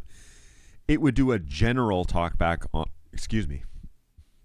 a general talkback on all 1516 channels, which means that your cameras would hear and talk back on 1516 through the Constellation. So there is that option as well. Just that you wouldn't have the independent camera control Cam 1, Cam 2 out of studio converters 1 and 2, the Blackmagics. But it would be more of a general party line, which is the way that we're using them anyway. So I wouldn't lose any functionality if I bought a Studio Bridge unit with power and then plugged the cameras into that. I wouldn't lose any immediate functionality, but obviously I would really want to figure out how to convert AES67 to Dante and then bring that in independently. So let's go around here and see AES67 convert to Dante. One of the units that has it, which I thought was funny, is Studio Tech. They are one of the first that show up. Where's my mouse? Oh, here it is. They are one of the first units that show up if you search for, I should say, AES67 converter. Oh, I spelled that wrong. There it is. AES67 converter to Dante. Studio Tech, who we saw at the show, make a 1U rack mount unit that you can buy. And where are they? I'm doing the same thing I did last time. All right. Studio Technologies, AES67 converter. Whoops, that's not supposed to be bold. Okay, they make something called a Dante Bridge. And Dante Bridge provides high-performance means of interconnecting Dante audio over Ethernet channels to other LANs. Application is compliant with AES67 technical standards. This is not the unit that I saw. Products. 2110. There it is. This is the one.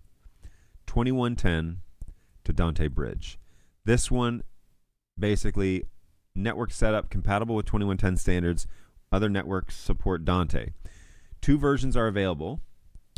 Model 01 allows linking in each direction for up to 32 channels of 2110 audio with 32 channels of Dante. The 02 model allows linking up to 64 channels of audio and 2110 to 64 Dante channels. The Dante interface supports AES67 and Dante Domain Manager applications. Each unit mounts in a 1U rack. Dante devices have an AES67 mode. It's the furthest tab to the right in Dante. Sometimes the tab is called AES67 or otherwise RTP, so there's no need for a bridge. A Dante bridge lets you plug your Dante network into someone else's Dante network without your DHCP clobbering each other. Ask me how I know. Okay, so let's go for a little trip over to my slowly dying machine in the Safe Harbor booth. Yoink, okay. Don't have to put in my password. That's kind of nice. I do have to put in this one. So let's find out. And we're going to go to controller. Yoink. Welcome to Dante Controller. I need to update this switcher. All of my switchers, I need to update them. All right. As you can see, what unit is off here that's causing this issue? Probably the radius? No. It is this guy. The soundboard's off, that's why. Okay, so there's no connection there. Why is the executive desk having issues reading the radius? No audio data. If I uncheck this and I re-sync it, that works. Nobody else is failing. I wonder why that failed. Huh. No idea. Okay, so let's go to... The problem is that I'm going to have cameras that come in as AES 67. I need to make them Dante. Yeah? So these are all Dante devices.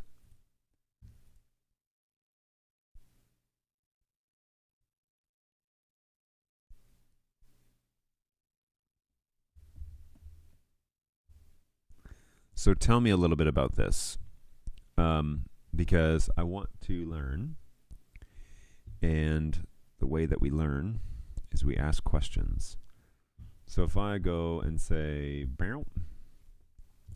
Dante controller allows Dante devices to run as AES 67. What if I have AES 67 audio channels, ST2110, and want to see them in Dante controller? How would I accomplish that? Nothing like asking the Googles to help you find an answer. And survey says Dante controller can discover and route AES 67 audio streams from non-Dante devices, allowing you to see and subscribe to those channels on compatible Dante receivers. ST2110-30 audio is essentially a profiled variant of AES 67 with additional constraints for broadcast clocking and timing. So the process is largely the same. Your Dante devices must support AES 67 2110-30 reception. Most modern Audinate Brooklyn 2.3 based devices do. Check your device's firmware. Enable AES 67 mode, depending on the device of the Dante controller version, on the receiving Dante devices. The AES 67 transmitter must properly announce its streams so Dante controller can discover them. Dante relies on SAP, Session Announcement Protocol, for automatic discovering of third-party AES 67 flows. Many broadcast devices support this natively. Others may require a helper tool or a manual SDP import. Network considerations. All devices should be on the same VLAN subnet. Use matching multicast addressing when possible. Ensure PTP clocking is aligned. Dante can flow PTP version 2, ST2110 typically requires it. QoS settings, yada, yada, yada. Use the latest Dante controller. Enable your Dante devices on the latest firmware that enables AES 67 2110 features. Enable it on the Dante receivers. Open the controller, go to Device View, look for the AES Configuration tab or the RTP configuration. Set AES 67 mode to enable. Some devices offer separate 2110-30 options.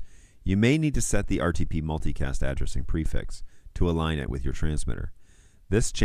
Apply changes and reboot the device when prompted.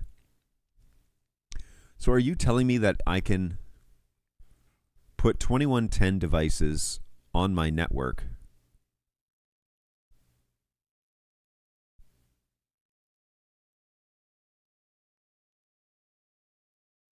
Wait.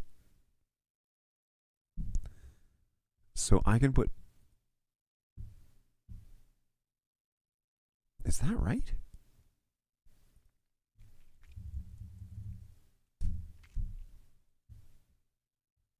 Let me look at something real quick.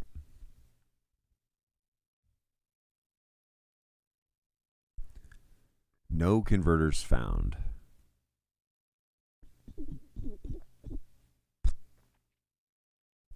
It's not converters. Black Magic. Streaming cloud disk. Okay, let's see if it's streaming setup. No video streamers found.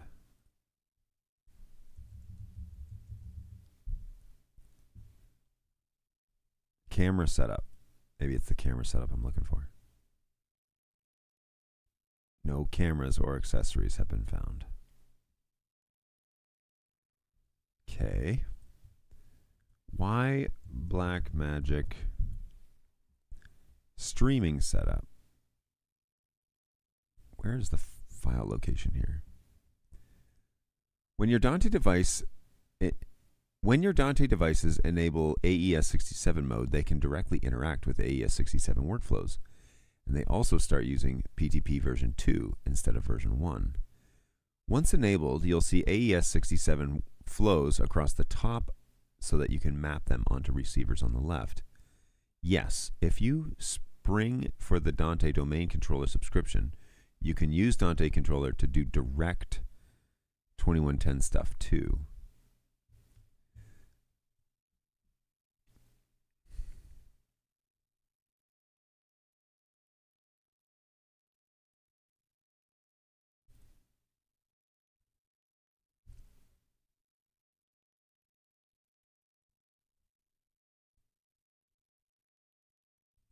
Desktop video, nope, that's not it.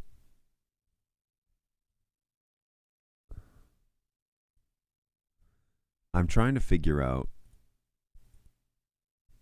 what is the product that you need. Oh boy, oh boy, oh boy. Okay, so sorry. So we're going to go to support. I'll bring you along for this ride. So we're going to go to support.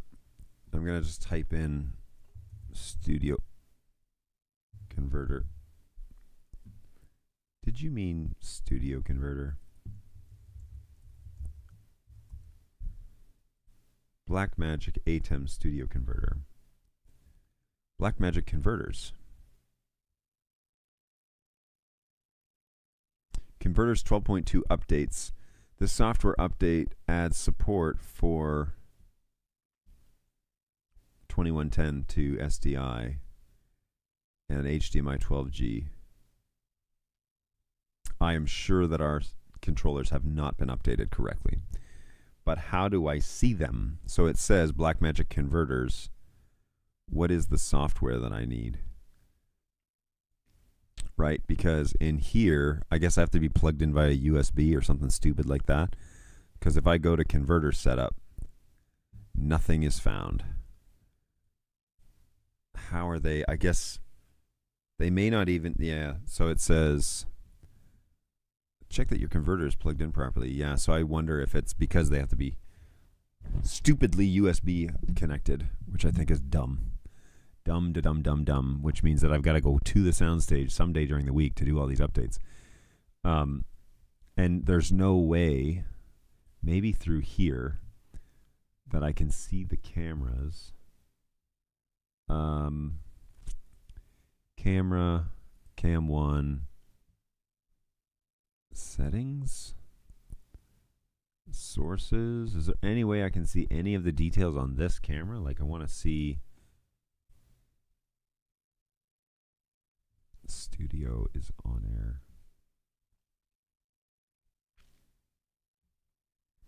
You would think that if it was talking to it, it would be able to pull all of this information, but I don't really want to click on anything. You can change all this stuff, but I can lock it so it can't be changed. I should do that.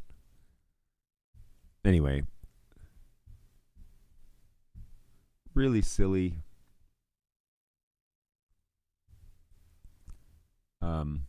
Studio converters are camera firmware devices.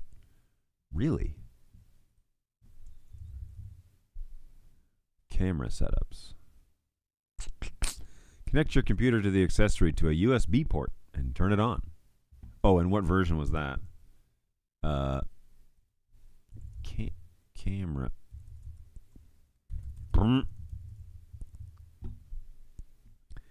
This app is old. Whoa, 922. Holy smokes, man. All right, so if we go back to here, broadcast converters. So not camera. We need to do camera. ATEM camera converter. Is that what it is?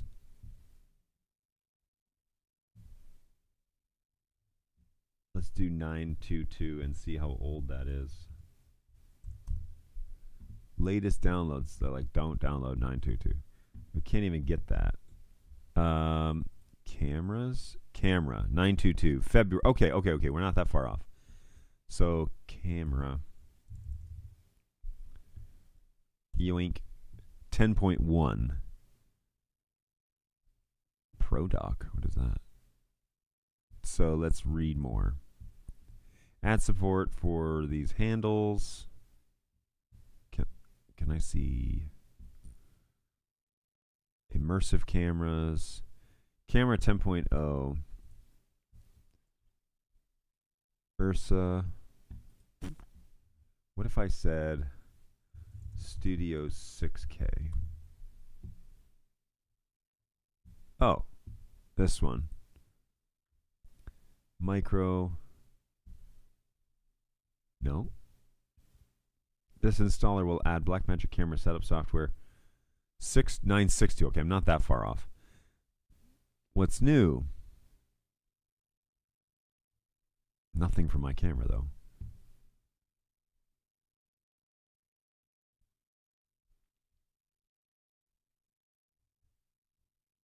The question I have is, does my studio converter products, I think it's broadcast converter, is that right? Yeah. Presentation, up, down, cross. These are the new ones.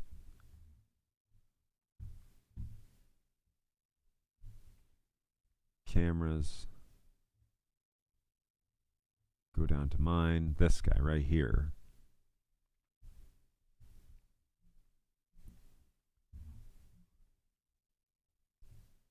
Oh, there it was. Of course, right when I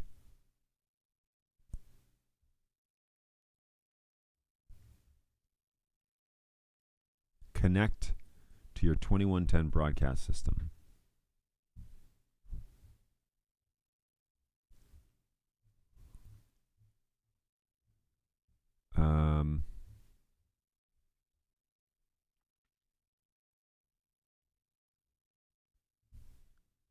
There. Here. Talkback, control, camera.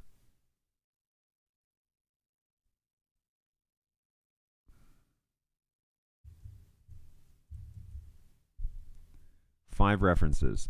Blackmagic Studio camera models have 2110 built in, so you can connect directly to a 2110 broadcast system using only a single Ethernet cable. Connect and power up to 4 cameras using a Blackmagic converter, or connect Blackmagic Studio converters to add SDI capabilities for existing equipment. That means all camera signals can be delivered over a single. That's camera video, program, tally, talkback, camera control, and power. This eliminates the need expensive SMPTE fiber equipment. You can also connect the Studio Camera Pro models directly to a 2110 IP video system without additional converters.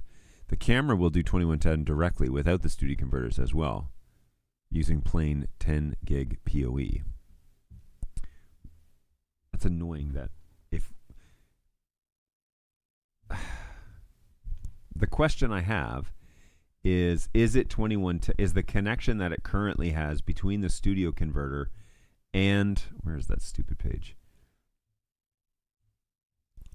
There it is.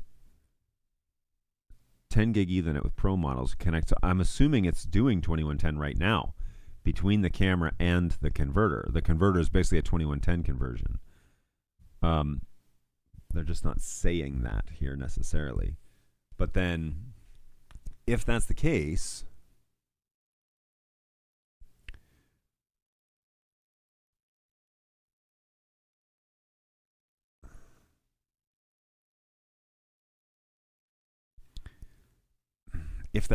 then why doesn't it show up inside controller already, right? If 2110, if that unit, what the? See, what's going on here? Producer's belt pack is offline. No audio data. Am I having clocking issues? No. Master clock is good. Producer 1 is fine. No. Why are we dropping?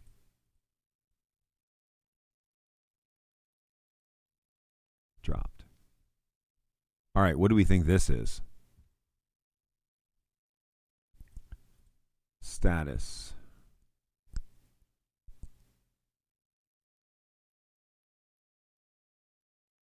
I don't know. Status. No errors. Just says that it doesn't have an audio stream, but it definitely does. PTP v1. Shouldn't this be enabled? Oh. Is that what's going on here? Are these not... Hold on. Are these not connected to PTP? Well, no wonder. That would definitely cause timing issues if these are not.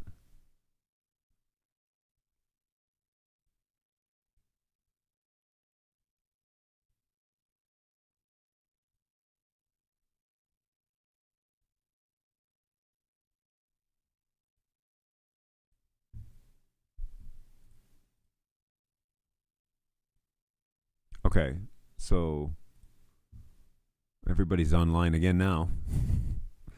There was a firmware update for both the studio converter and the camera that changed the camera from TICO and now 2110 about a year or so. I can't remember. I think because we've only had these cameras for a year, so we must have done it. It must have been the one that, I mean, there's no guarantees, of course, but new tab. 9.2.2 cams. Read more. New in Blackmagic cameras.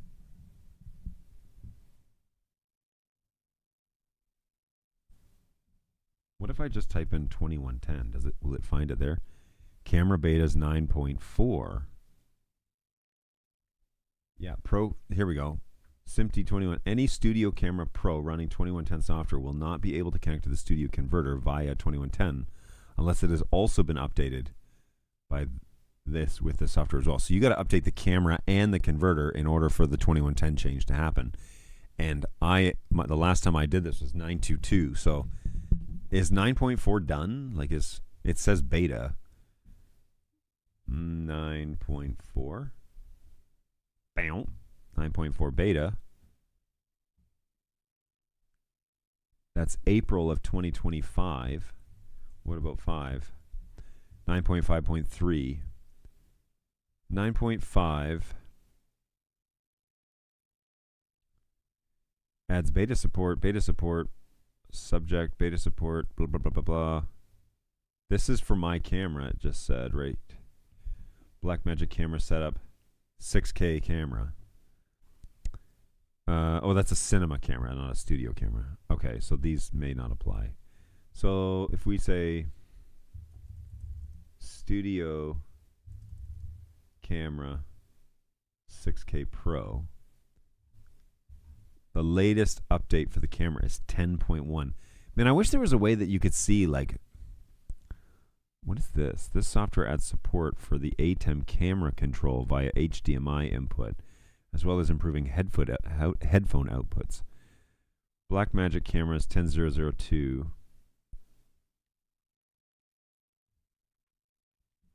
Yeah, it sounds like I need to go over tomorrow probably, and that is a unicast override. So PTP uses unicast instead of multicast. Oh, crap. I wanted to use multicast. The PTP is enabled, so I don't know why they're falling off of the network. It's only 16 megs, but yeah, you're right. That's a I did say unicast, so we probably need to change it all back. Device config. This one didn't get changed. And neither did this one.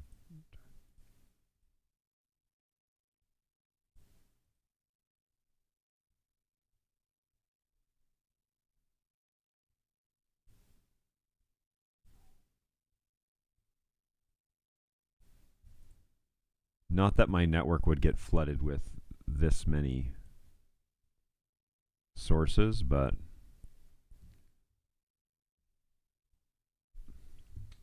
we'll see if they fall off.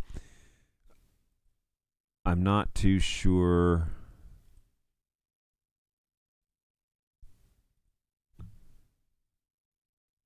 Um,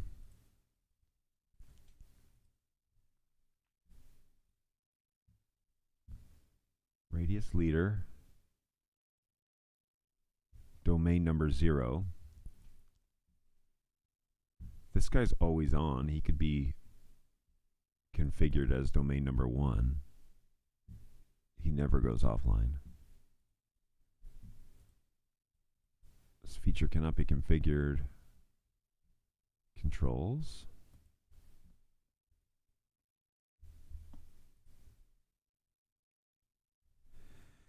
Yeah, so I'm not really too sure what's going on here. The clock, it doesn't appear to be a clocking issue, but occasionally these guys lose their connection. And yeah, don't accidentally flood your network. Yeah, thank you.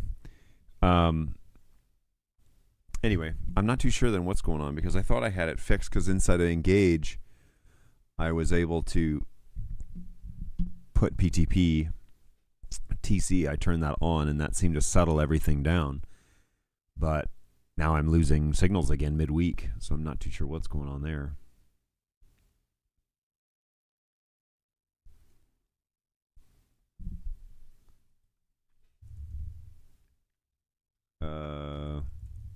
No. Shoot. All right. There's a newer version of Engage. Big surprise. All right, so here is our site settings and the Dante network.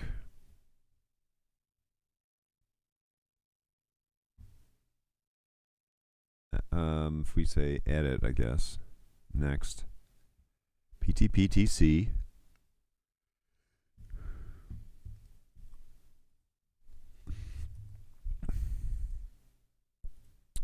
All right, and we're kind of gone off the deep end.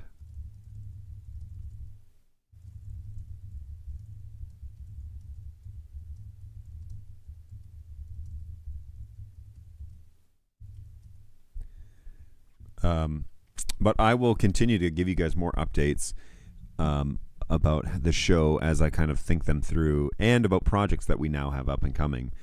You know, we kind of at the end of the year, before NAB, I felt like our dreaming had run out a little bit dry because we needed to see things again. We needed to like physically see things. And so NAB has now turned into an annual pilgrimage over to Las Vegas because it pokes our brains to get thinking about and get dreaming about what else we could be doing.